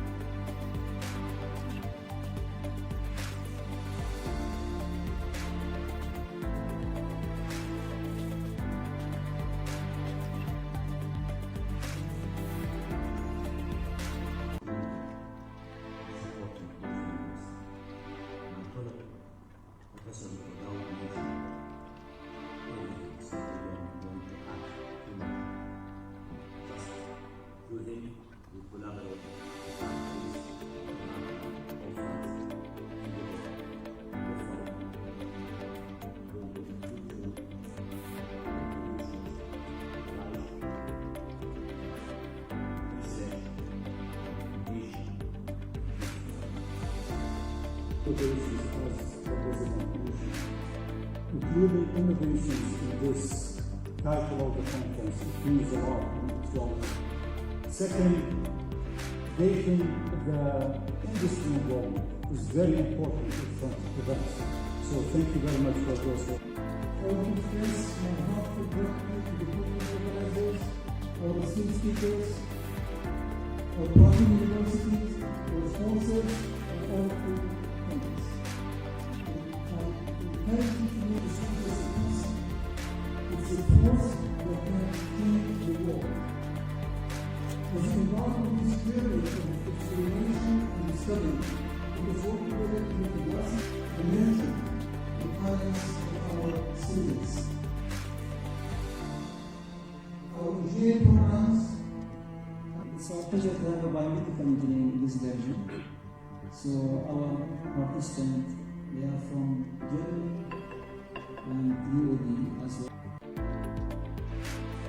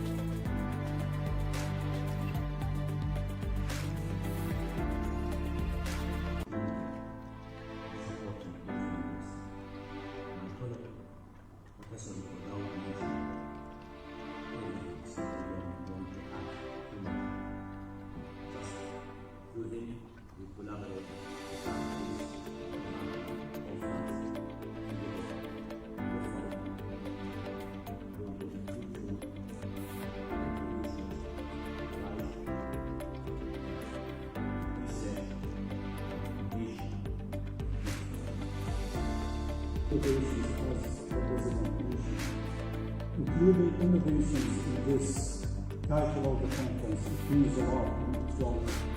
Second, making the industry involvement is very important in front of events. So thank you very much for those. I want to express my heartfelt gratitude to the program organizers, our esteemed speakers, our partner universities, our sponsors, and all who thanks. I encourage you to know the secret of peace. It's a force that can change the world.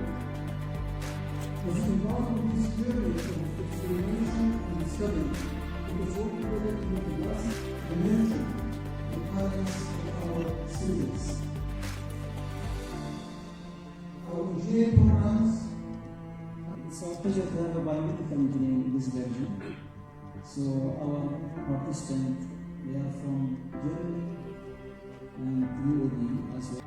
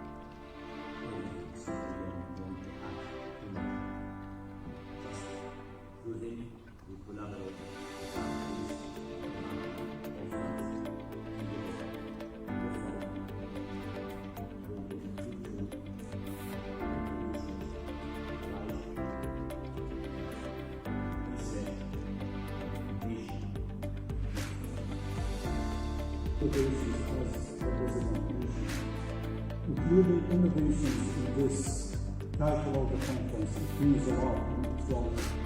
Second, making the industry involvement is very important in front of events. So thank you very much for those. I want to express my heartfelt gratitude to the program organizers, our esteemed speakers, our partner universities, our sponsors, and all who thanks. I encourage you to know the secret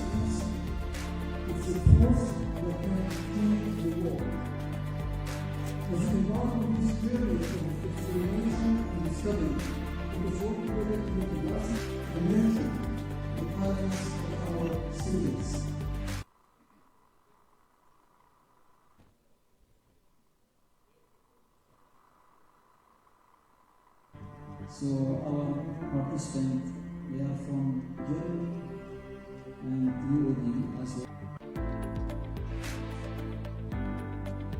Honored guests, welcome again. By here, I would like to request Professor Saad Ali from Al Noor University in Iraq will kindly present ACI code requirements for earthquake-resistant concrete structures.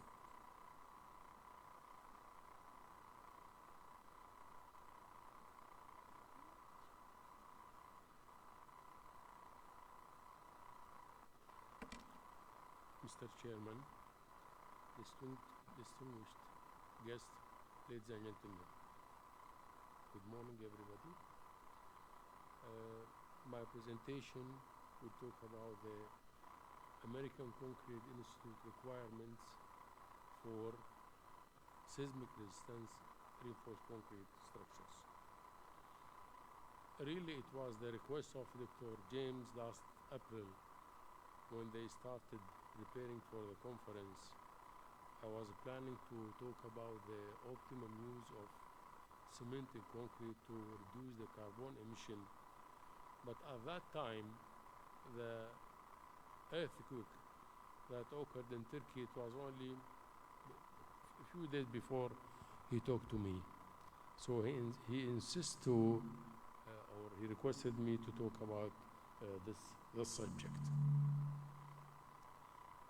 The presentation will talk about a brief introduction about earthquake and causes of earthquakes, and then we'll move to the American Concrete Institute requirements. Definitions of earthquakes as stated by various authorities. The Illustrated Oxford Dictionary define it as convolution of Earth's surface caused by volcanic activity or faults in the earth crust, while the geographer defined it as a sudden violent shaking of the ground, typically causing great destruction as a result of movement within the earth crust or volcanic action. The British Geological Survey defined it as sudden release of strain energy in the earth crust, resulting in waves of shaking that radiate outwards from earthquake source. While the USGS, United States Geological Survey, defined it as what happens when two blocks of the earth suddenly slip past one another. The earth crust is composed of, or the outer shell, composed of plates, 21 plates, which is called tectonic plates, 7 of which with an area more than 20 million kilometers square, and the other 14 is less than 20 million kilometers square. These plates are fractured into curved sections to match the spherical shape of the earth, which are in constant motion. All these plates are in constant motion relative to each other and meet in various ways along their edges. This movement is varied from place to place, or from one side to other. They move past each other, these tectonic plates, few centimeters a year. Move past one another, causing strain energy release or the earthquake. Some people say that this movement or this displacement ranges from 1 centimeter to 10 centimeters. Others say no, it is around 25, 26 millimeters. These are 7 major plates, each one with an area greater than 20 million kilometers square. The greatest one, or the largest one, is the Pacific plate with an area of 1,003 million kilometers square, followed by the North American plate Euro-Asian plate, African plate, Antarctic plate, Indo-Australian plate, and South American plate. These are the major 7 with an area more than 20 million kilometers square. The other 14 with an area less than 20 million kilometer square, as shown in the figure. The largest one with an area of 16.7, the others are less than. This is another view of the major and minor tectonic plates. As far as Iraq concerned, this is the seismic map for Iraq. This PGA is peak ground acceleration. The maximum is 0.7 times G, and the least one is 0.1, which is the southwest of Iraq, which is called man-made earthquakes. These are impoundment of reservoirs, الخزانات البحيرات الكبيرة. Surface and underground mining, تعدين أو استخراج الفحم الحجري والغاز withdrawal of fluids and gas from the subsurface, and injection of fluids into underground formations. All these contribute to the what they call man-made earthquake. Now, we'll move to the presentation. We'll focus on the following aspects: site classification according to the American Society of Civil Engineers and Structural Engineering Institute of America for the year 2016, and adopted by the American Concrete Institute Committee 318 2019 years. Loads combination, stiffnesses of structural members, analysis of procedures, requirements for the materials composing the reinforced concrete, which is steel and concrete, and finally requirements for individual structural members. Of course, any structure or any earth-resistant structure is composed of at least beams, column, slabs, wall, and foundation, and special bracing. For example, sometimes reinforced concrete trusses or reinforced concrete bracing. The recommendation is very wide and lengthy. I will emphasize on requirements for beams and columns only. Now, this is the site classification as adopted by the American Society for Civil Engineers and Structural Engineering Institute of America.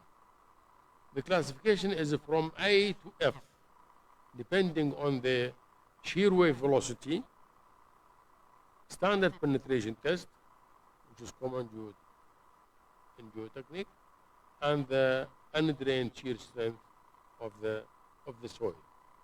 Starting with hard rock, A, then rock, very dense soil, stiff soil, soft clay soil, and other types of soil. Therefore, it is from A to F, depending on these 3 parameters: shear wave velocity, standard penetration test, and undrained shear strength. Now, the ACI code is divided into around 27 chapters. Chapter 18 of it is devoted for the earthquake resistance reinforced concrete structures. By the way, in the editions of the 70s and 80s, there is no such requirement in the ACI code itself, or in the American code. Lately, they started emphasizing on this subject due to what happened all over the world. So chapter 18, which is the longest chapter in this code, around 76 chapter, all the code is around 600 pages. Apply to the design of non-pre-stressed and pre-stressed concrete structures assigned to seismic design categories B through F, B, C, D, E, F, as shown in the previous table. In addition to other code requirements, Chapter 18 does not apply to structures, to normal structures, and to seismic design category A, as shown in the previous table. This is the load combination which the structure may face during its lifetime. The first one is the basic load, which is the dead load. Okay, the 1.4, we call it a load factor. The right-hand side column is the working loads, and the left-hand column is what we call the load combination. Load combination means summation of two load cases or more. Dead load with live load, dead load with wind load, seismic with other loads, and so on.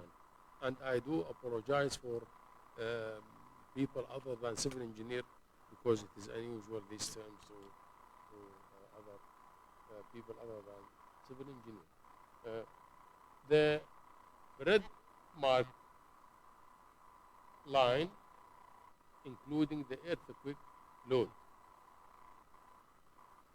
The last one and the one before emphasize on earthquake resistant load. This is the load combination. D stand for dead, L for live, L sub R, reduced live load, S snow load, and R rain load.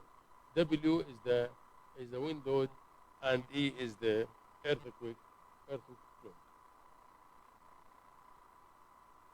Simply for people I said other than civil engineer, according to Newton's second law, F equal to M times A. Force equal mass times acceleration. Earthquake is a motion with velocity and acceleration, and the building has a certain mass. So M times A will create a force in the direction of earthquake.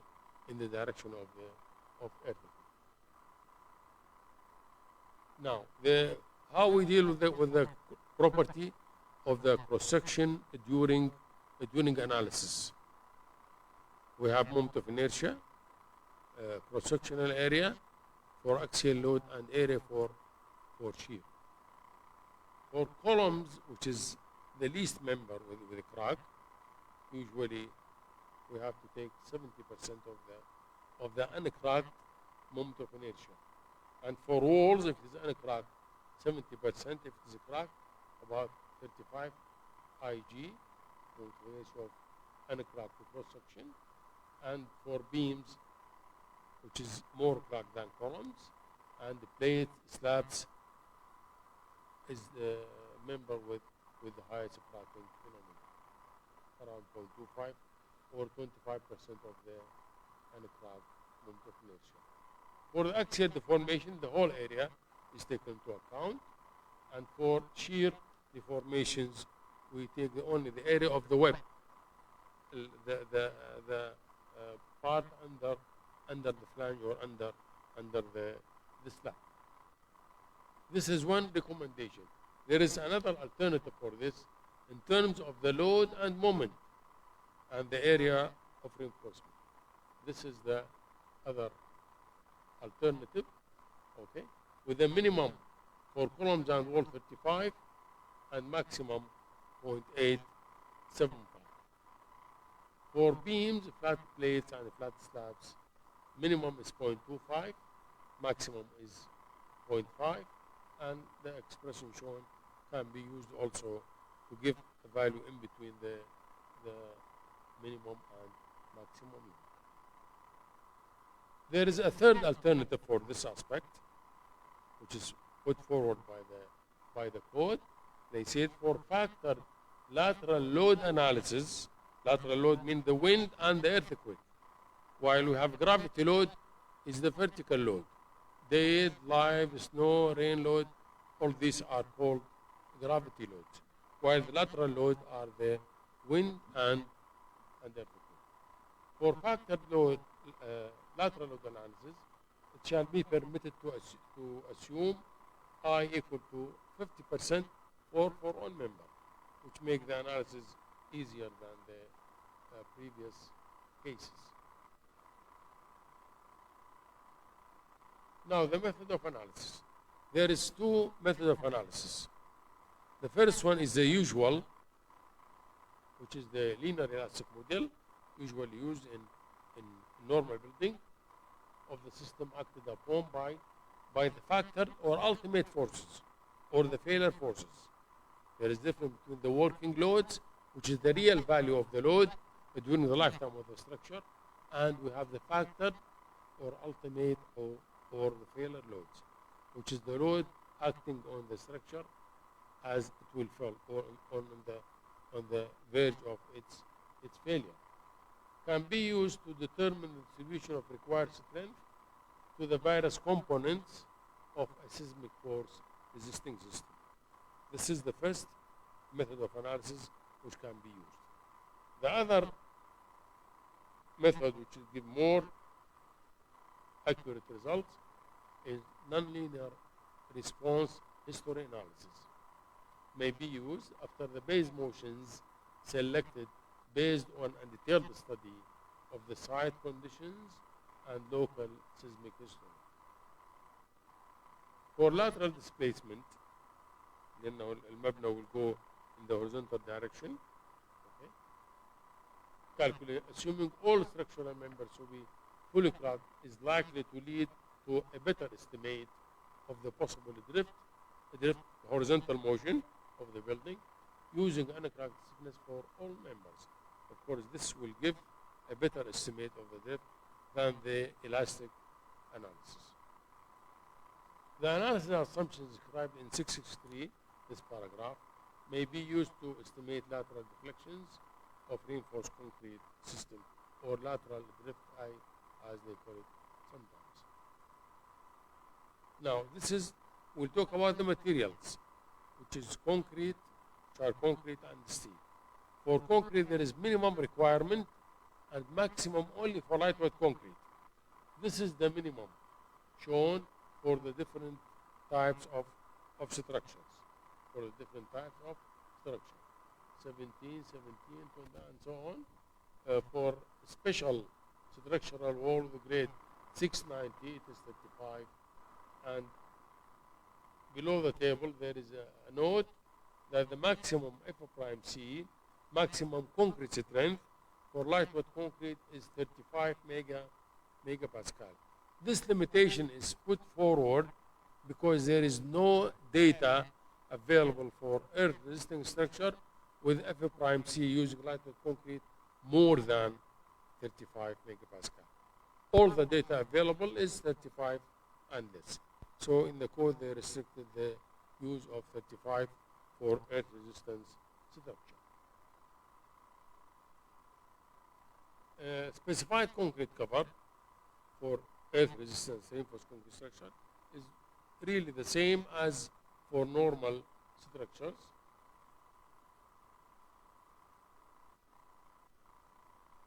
And this is the property of steel, non-pre-stressed deformed reinforcement.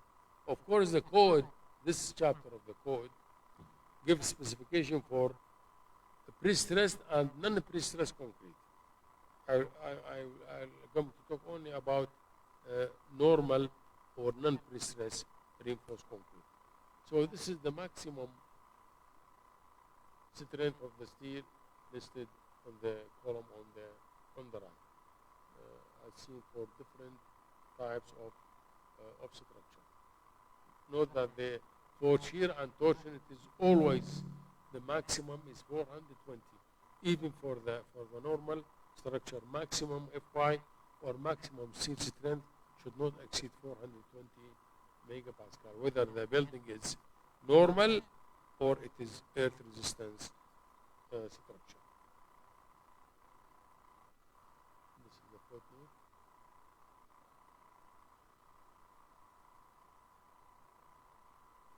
This is a spiral reinforcement, which is used for the spiral reinforced concrete columns usually. The maximum is either 690 or 420, depending on the shear and torsion. Maximum, as I said before, 420 megapascal. Now, the strength reduction factor, which is the ratio of the design strength and the nominal strength, or the ideal or theoretical strength. For example, we have a reinforced concrete beam with a certain dimension and certain area of steel with a specified concrete and steel strength. We can calculate the nominal strength. For example, 100, the result is 100 kilonewton meter. This 100 kilonewton meter is called the nominal or the ideal, which cannot be attained in practice because of the variation in the material properties and in the analysis and design and the equations used in reinforced concrete. Therefore, there is a margin which cannot be obtained. Depend on the type of failure. For example, in a flexure, it is 10% only, H, 10% only, because the failure here is controlled by steel, while in columns and over-reinforced section, the failure is controlled by concrete, and the variation in concrete strength is much more than the variation in the steel. Therefore, a greater amount of loss is expected. For shear and torsion, it is 25%. 25% of the nominal strength is uncertain. So the design strength is 75% of the nominal strength. Except for shear, this red mark values for beam column joints, it is ranging from 60% to 85%. Now, types of frame. The code divides the frame into 3 types, depending on the ground motion and the type of the structure.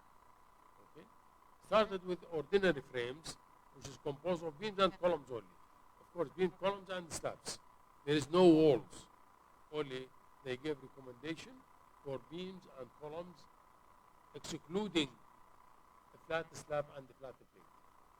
Excluding slab, column, moment frame. This is ordinary moment frame. Intermediate moment frame with a ground motion more moderate. Okay. The frame is composed of beams, columns, and structural walls. Structural walls for resisting the horizontal forces induced by the earthquake. And the last one is the special, which is the strongest ground motion. Strongest, and in this case, we need a special moment frame and a special structural wall, special beam and column, and special structural walls. So we'll start talking about each type of a frame and its components, beams and columns. Now, ordinary moment frame with science, with seismic design category B, these provisions do not apply to slab, column, moment frame, as I said before. Beam, we'll start with talking about beam. At least there should be 2 bars at the top and bottom of the beam, extending from face to face of the joint, or of the support, or of the column. The area of this bar at least 1/4 the positive moment area, and this bar shall be anchored to develop FY intention at the face of the support. Here is it shown, graph. So at the top and bottom, there should be at least 2 bars, continuous from face to face, and internal support. And past the face of the support on each side, there should be a development length. There should be a development length, which is function of the yield strength of the reinforcement, concrete strength and diameter of the bar, and the concrete cover and spacing of reinforcement. And the area of these 2 bars, top and bottom, should be at least 1/4 the maximum. And here at the point is showing the dotted line is the critical section for the beam column joint, which is the area common between the column and the beam. That was the requirement for the beams. This is the requirement for column. Columns with clear length or unsupported length less than 5C1 shall have design shear strength the least of first shear associated development of nominal moment strength of the column.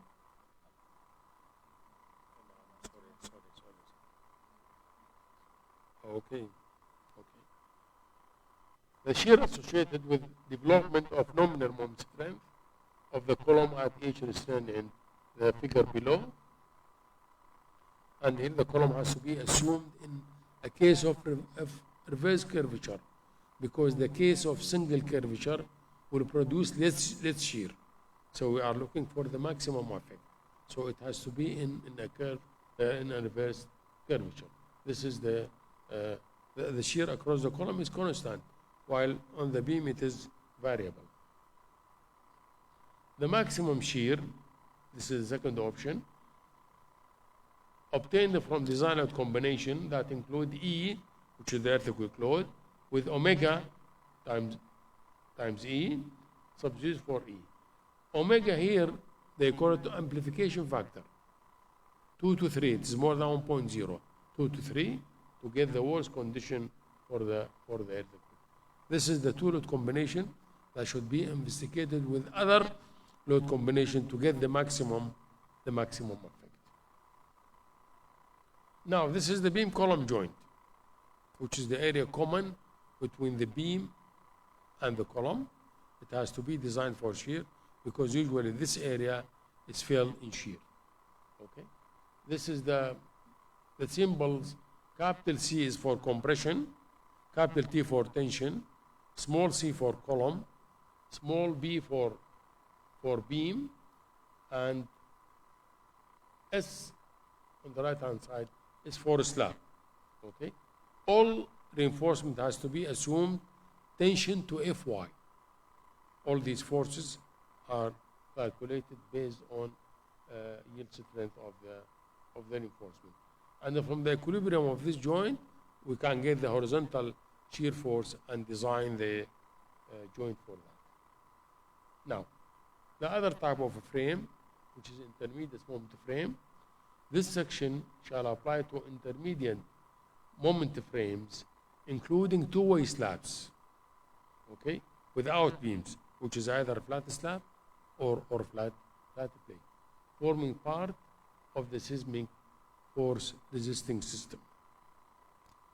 Beams, at least like the previous recommendation, there should be at least 2 bars, top and bottom, with area at least equal to 1/4 the maximum area at the positive moment reinforcement. And this bar shall be anchored to develop Fy orientation at the face of the support. Of course, the anchoring of the bars past the, while when earthquake is acting, there will be a moment reversal. This negative will become a positive moment, so the bottom bars will be under tension and the top will be under compression. And along the whole span, the nominal positive and negative moment should not be less than 1/5 the moment at the face of the support. Now, this is the shear for the beam. The shear of the beam should be calculated from this load combination. SDS is the superimposed dead load, capital D dead load, live load, and the snow load. The beam also has to be assumed in a reverse curvature to get the maximum shear. If it is single curvature, the shear will be less. Or as obtained from this load combination with dead, earthquake, live, and snow load. Here the amplification factor, as I said previously, either 2 or 3.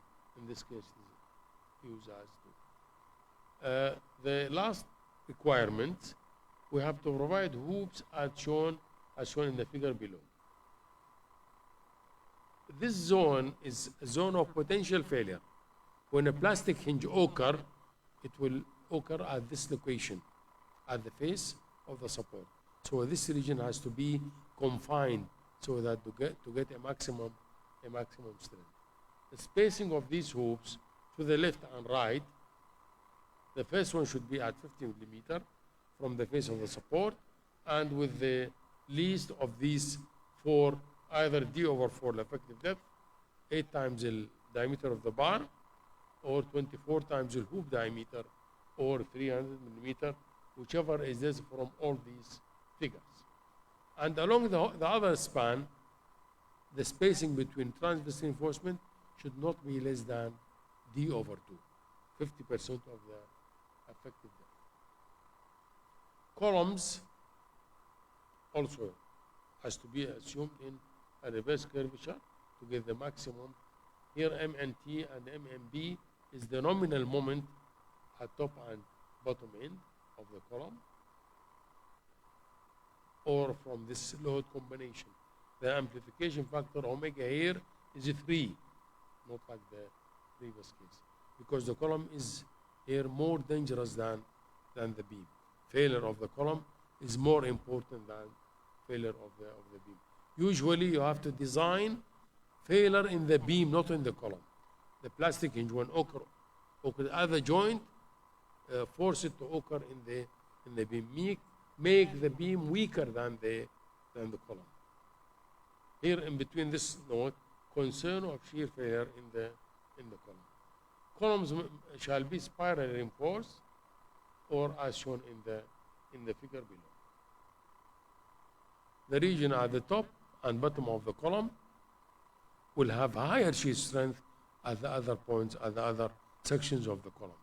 So this section has to be provided with hoops to increase the strength and reduce the risk of failure at this zone. Beam column joints shall satisfy requirement of chapter 15. In this code is devoted for the beam column joints. Okay. If a beam framing into the joint and generated joint shear has depth exceeding twice, as this case, the depth of the beam for one reason or another is made more than the depth of the column. So here the beam is stiffer. Okay. The beam column joint here, the area common between the beam and the column, has to be designed using chapter 23, which is the strut and tie model, not as the previous joint. And here in this joint we need shear reinforcement, as shown, and the spacing either 8 times bar diameter or 200 for FY 420, and if FY is 550, it has to be. هلبت افرو بخوشحالی و ام وک الکلیج ئەندازیاری زانکۆیا دهۆک دی دەستپێکین کۆنفرانسان خۆیان چوارێ ناو و نیشان International Conference of Recent Innovation in Engineering. هفکاری یان هفشکید گل زانکۆیا کوردستان الهبلێرە. البت اف کۆنفرانسە هەر دو ساڵە تێدا گێران زانکۆیا دهۆکێ. وقالك فاكولار بجدار من في كونفرانسي دا همي جهاني با ومرما جيرانا فان كونفرانسا اوكو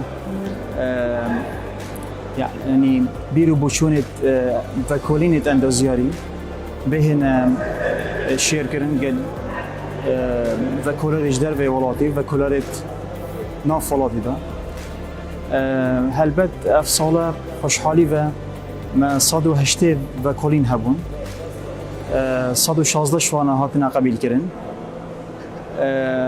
اف سالا ما 4 گووار هنه دا کو اف وکولین ابیتاتنا قبیل کردن بلاوا بکن. Now, two-way slabs, the out beam, flat slab and flat plate. Okay, we have to use these two load combination. besides the other mentioned in the previous table to get the maximum effect, okay? And of course, at the slab column, the column will be subject to a moment. They call it here MSC. The reinforcement to resist MSC shall be placed within the column strip. Column strip of the slab is known to structural engineer. Reinforcement placed within the effective slab shall be designed to resist gamma F times MSC. This is the definition of gamma F.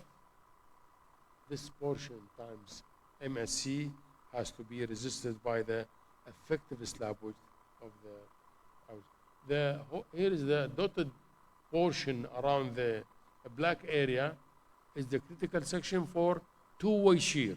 Critical section for two-way shear. And this is the effective slab width. Interior, this is interior joint, okay? Or interior columns. This is the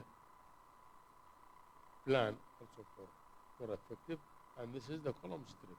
The column strip is extending past the center line of the column, one for the span to the left and one for the span to the right of the column. This is what happened in each column, and this is the effective slab width. This is for corner column from one side of the direction of movement. And for two-way slab without beam, whether it is a flat slab or flat plate, okay, not less than 1/3 of top reinforcement at support shall extend, okay, from face to face of the support, and top and bottom reinforcement to be developed as stated previously. This is for column strip. Column strip extending between columns. The other is for middle strip. We don't need reinforcement at the middle because it is a positive moment reinforcement. Maximum tension at the bottom. Top and bottom to be developed at the face of the support also, and not less than 1/2 reinforcement at mid-span. Should be continued from face to face of support. Now the last thing is the special moment frame with the strongest ground motion, the highest ground motion. This is the beam dimensions. The beam dimension, the width of the beam should be at least 250 millimeters or more than 30% of the beam depth. And the clear span should be more than or equal to 4 times the effective depth to ensure that it is a shallow beam, not a deep beam. If it will be a deep, it will have a stiffness more than the column, and failure will occur in the column rather than in the beam. And this is a view in the direction of analysis, okay? For sometimes the beam or the width of the beam could be the same as the column supported on it, or less than the width of the column, or more. Could be more than the width of the beam, could be more than, maybe more than the width of the, in some cases. We call it wide beam, okay? Okay, wide beams. This is the width of the wide beam, 0.75 on each side, okay? This is the requirements for the reinforcement. It is limited for reinforcement ratio to ensure a ductile failure, to ensure a ductile failure.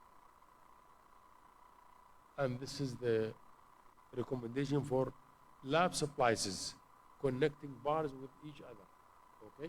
We call it lap splices. The red marked area, in this area you are not allowed to do splicing because this is area of potential failure. Failure may occur in this area, so splices is not recommended at this area. But in the green area, lap splices is permitted if there is a hoop provided. Splices and mechanical connections. There is some types of splices.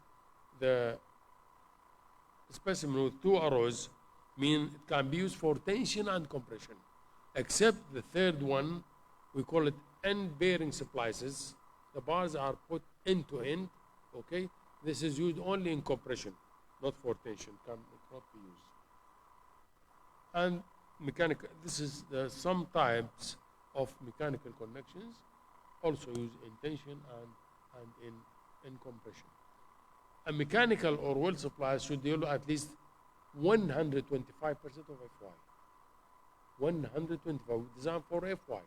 But the connection, the supplies has to sustain 25% more to ensure that failure will not occur at the supplies, somewhere else. Okay? This is what I mean by staggering of supplies. Okay? And the red marked area is not recommended to use splicing or mechanical connections in this area, because this area are area of potential failure. Welding of stirrups, tie, and insert are not recommended, because welding will change the metallurgical property of the material. And this is the transverse reinforcement. The green area, in this area we have to provide hoops, because this area is area of potential failure. The spacing here is less than the spacing in the previous case for the intermediate.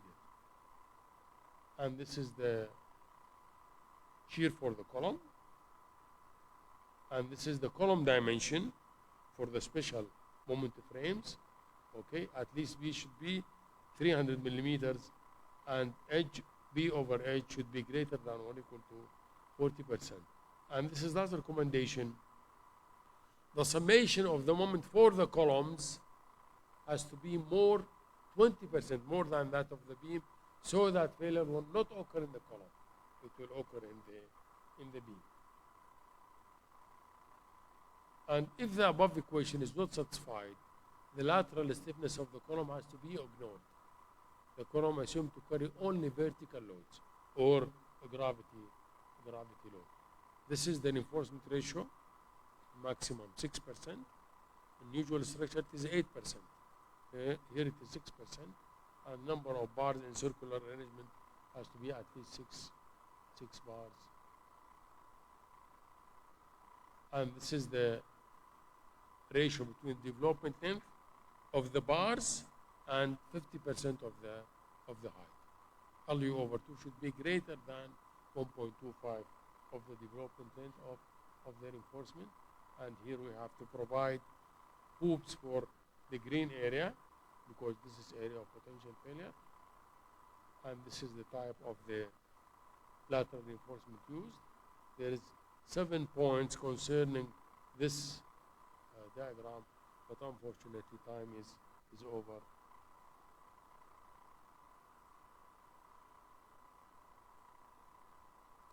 And there's some recommendation for the foundation. I have to skip it. Okay, and thank you for listening. Sorry, as I said 2 times, sorry for people other than civil engineering, because this is too specific. But yes, Dr. Razak.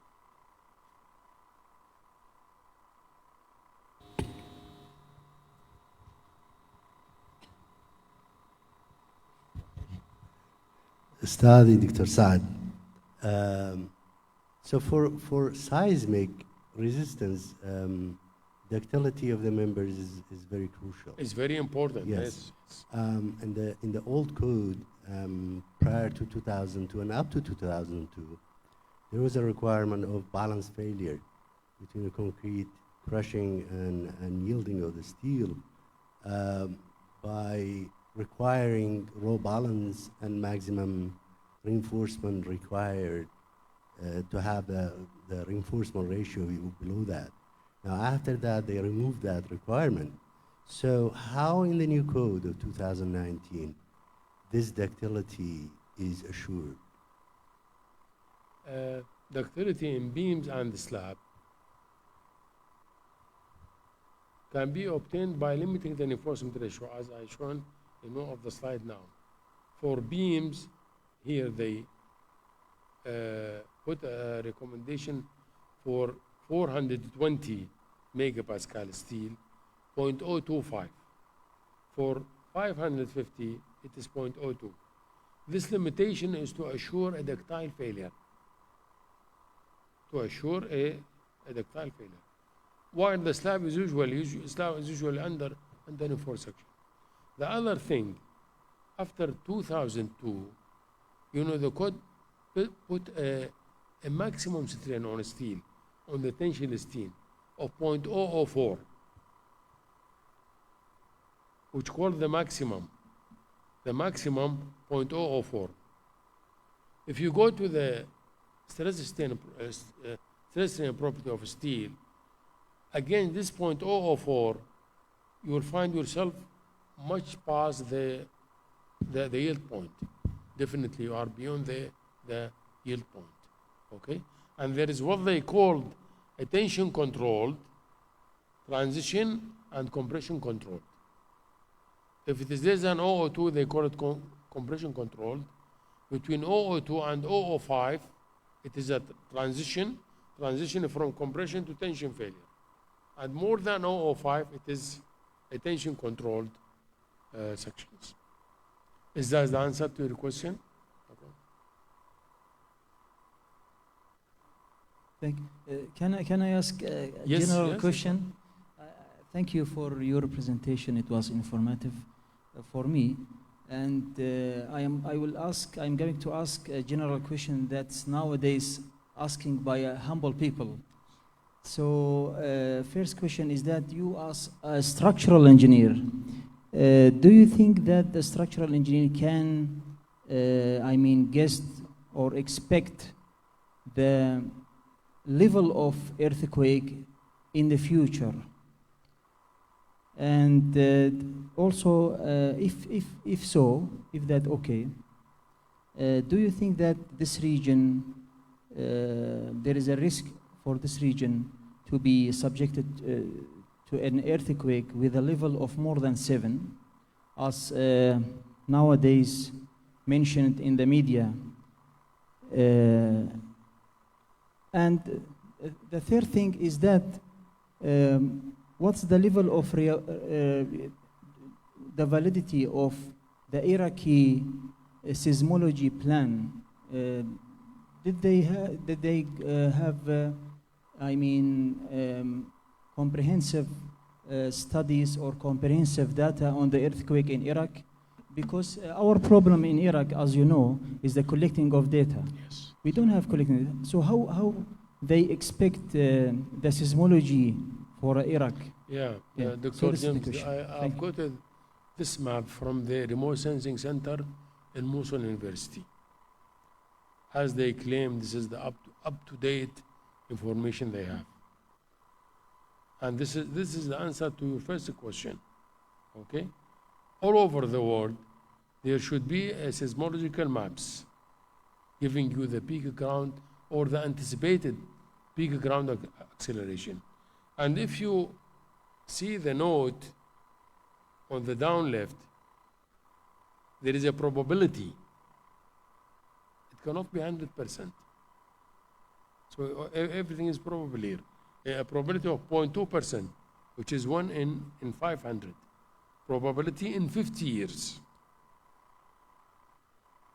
So everything is uncertain. Yeah, it's expected by geologists, isn't it? It's not Sorry? This map is provided by geologists. Yes, yeah. A remote sensing center. So you are, as a structural engineer, you cannot expect the future earthquake grade.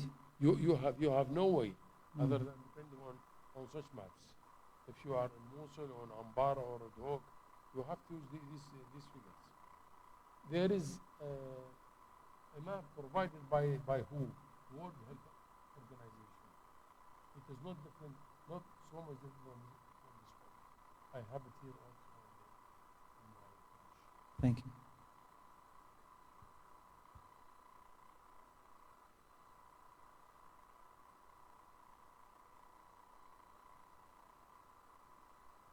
Okay, no more questions?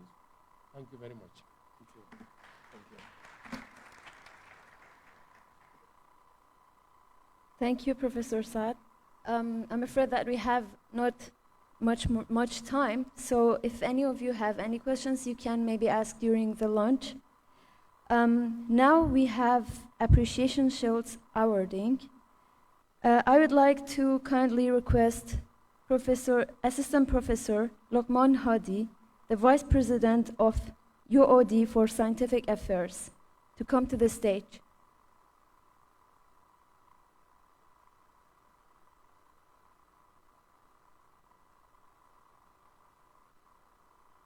The first shield will be awarded to Professor Adel Al-Mayah from University of Waterloo in Canada.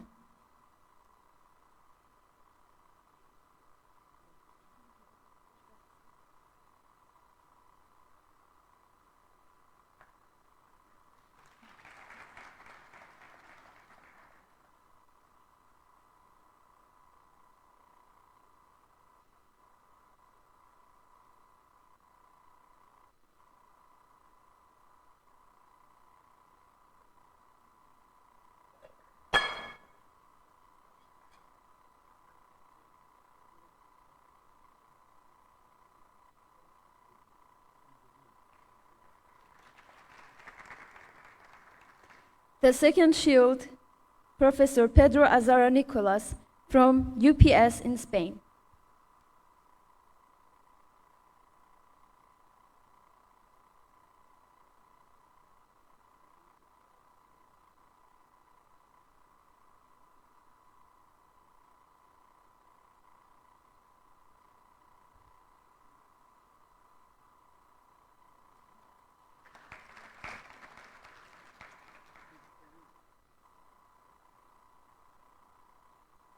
Thanks for the Assistant Professor, Dr. Lokman Hadi. Now I would like to request from Professor Dara, the Dean of Engineering College in UKH.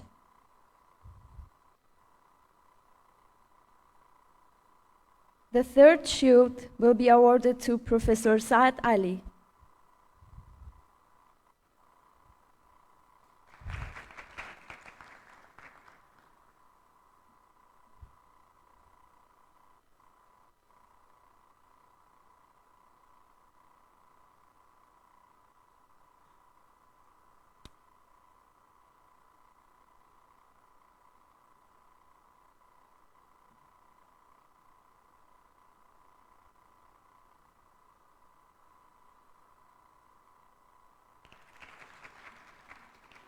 The last shield to Assistant Professor Yaman El-Kemeki, the head of the organizing committee.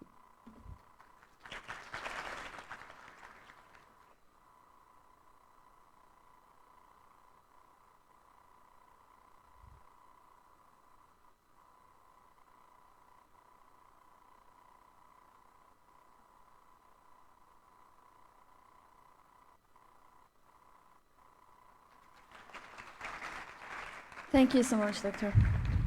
Thank you all.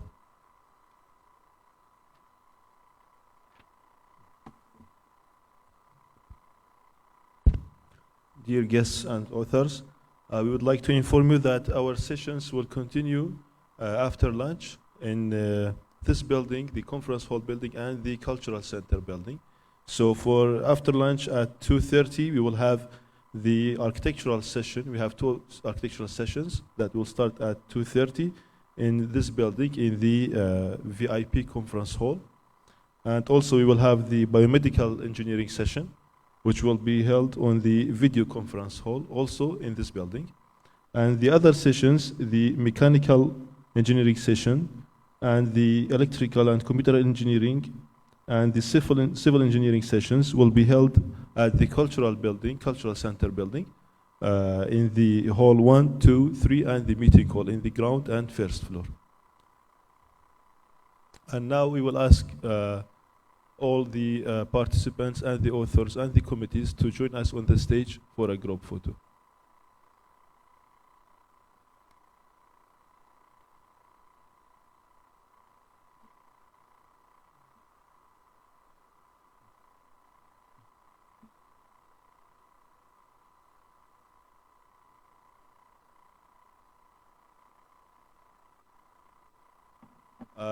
Sorry, just a clarification that we will have 2 sessions of civil engineering in this hall, the 800-person hall, and in the next hall, the 400-person hall.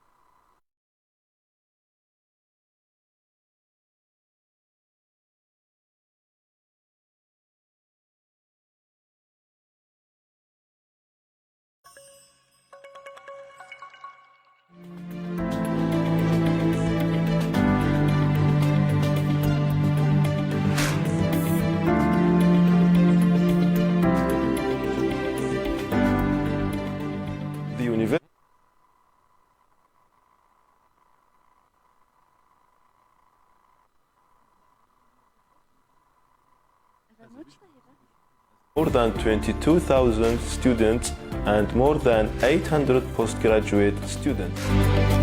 College of Engineering at the University of Duhok was established in 1994.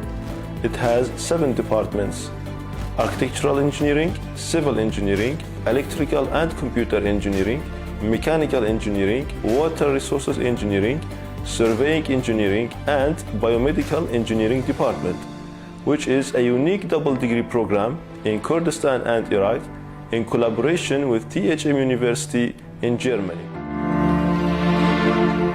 The college has more than 1,500 undergraduate students and more than 100 postgraduate students.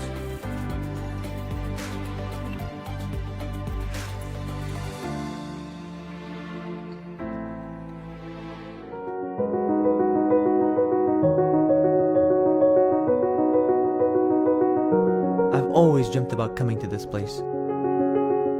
My goal was to become one of the thousands of success stories that started here and were made.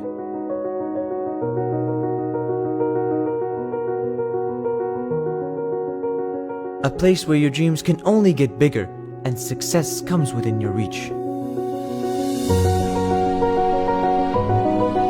The vision behind this place is unique, and everything you learn and experience here is dedicated to excellence. UKH, a place where we work hard, find passions, gain new skills, and help develop the region.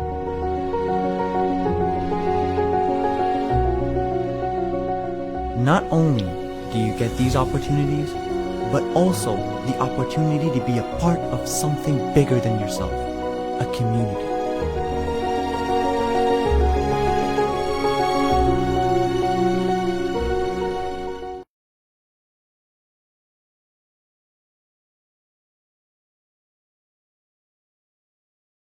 خوشحالی و ام وک الکلیج ئەندازیاری زانکۆیا دهۆک دی دەستپێکین کۆنفرانسا خۆیە ناو و نیشان International Conference of Recent Innovation in Engineering هەفکاری یان هەفشکی دگەل زانکۆیا کوردستان هەولێرە البەت ئەف کۆنفرانسە هەر دوو ساڵە تێدە گێران زانکۆیا دهۆکێ وگەلێک ڤەکولەر بەشدار بوون vê کۆنفرانسەدا هەمی جیهانê ve û merema gêrana van konferansa ew e ku yanî bîr û boçûnê vekolînê endaziyarî bihêne şêrkirin gel vekolerê ji dervê welatî vekolerê nav welatî de helbet ev sala xoşhalî ve me 180 vekolîn hebûn 116 şwana hatine qebîlkirin ev sala me 4 govar hene da ku ev vekolîne evî hatine qebîlkirin belava bikin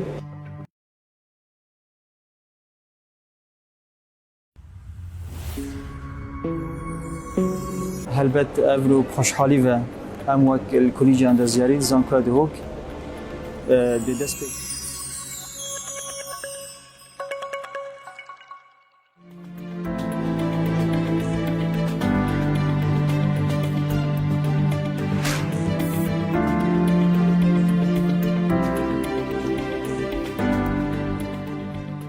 University of Duhok was established in 1992 with 2 colleges. Now it has 19 colleges and institutes. The number of undergraduate students are more than 22,000 students and more than 800 postgraduate students. College of Engineering at the University of Duhok was established in 1994. It has 7 departments: Architectural Engineering, Civil Engineering, Electrical and Computer Engineering, Mechanical Engineering, Water Resources Engineering, Surveying Engineering, and Biomedical Engineering Department, which is a unique double-degree program in Kurdistan and Iraq in collaboration with THM University in Germany. The college has more than 1,500 undergraduate students and more than 100 postgraduate students.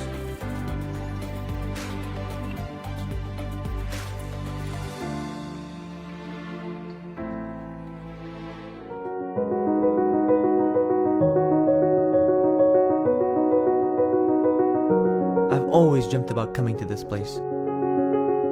My goal was to become one of the thousands of success stories that started here and were made.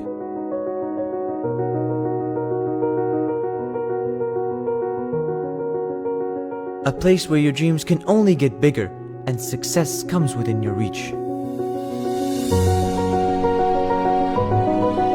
The vision behind this place is unique, and everything you learn and experience here is dedicated to excellence. UKH, a place where we work hard, find passions, gain new skills, and help develop the region.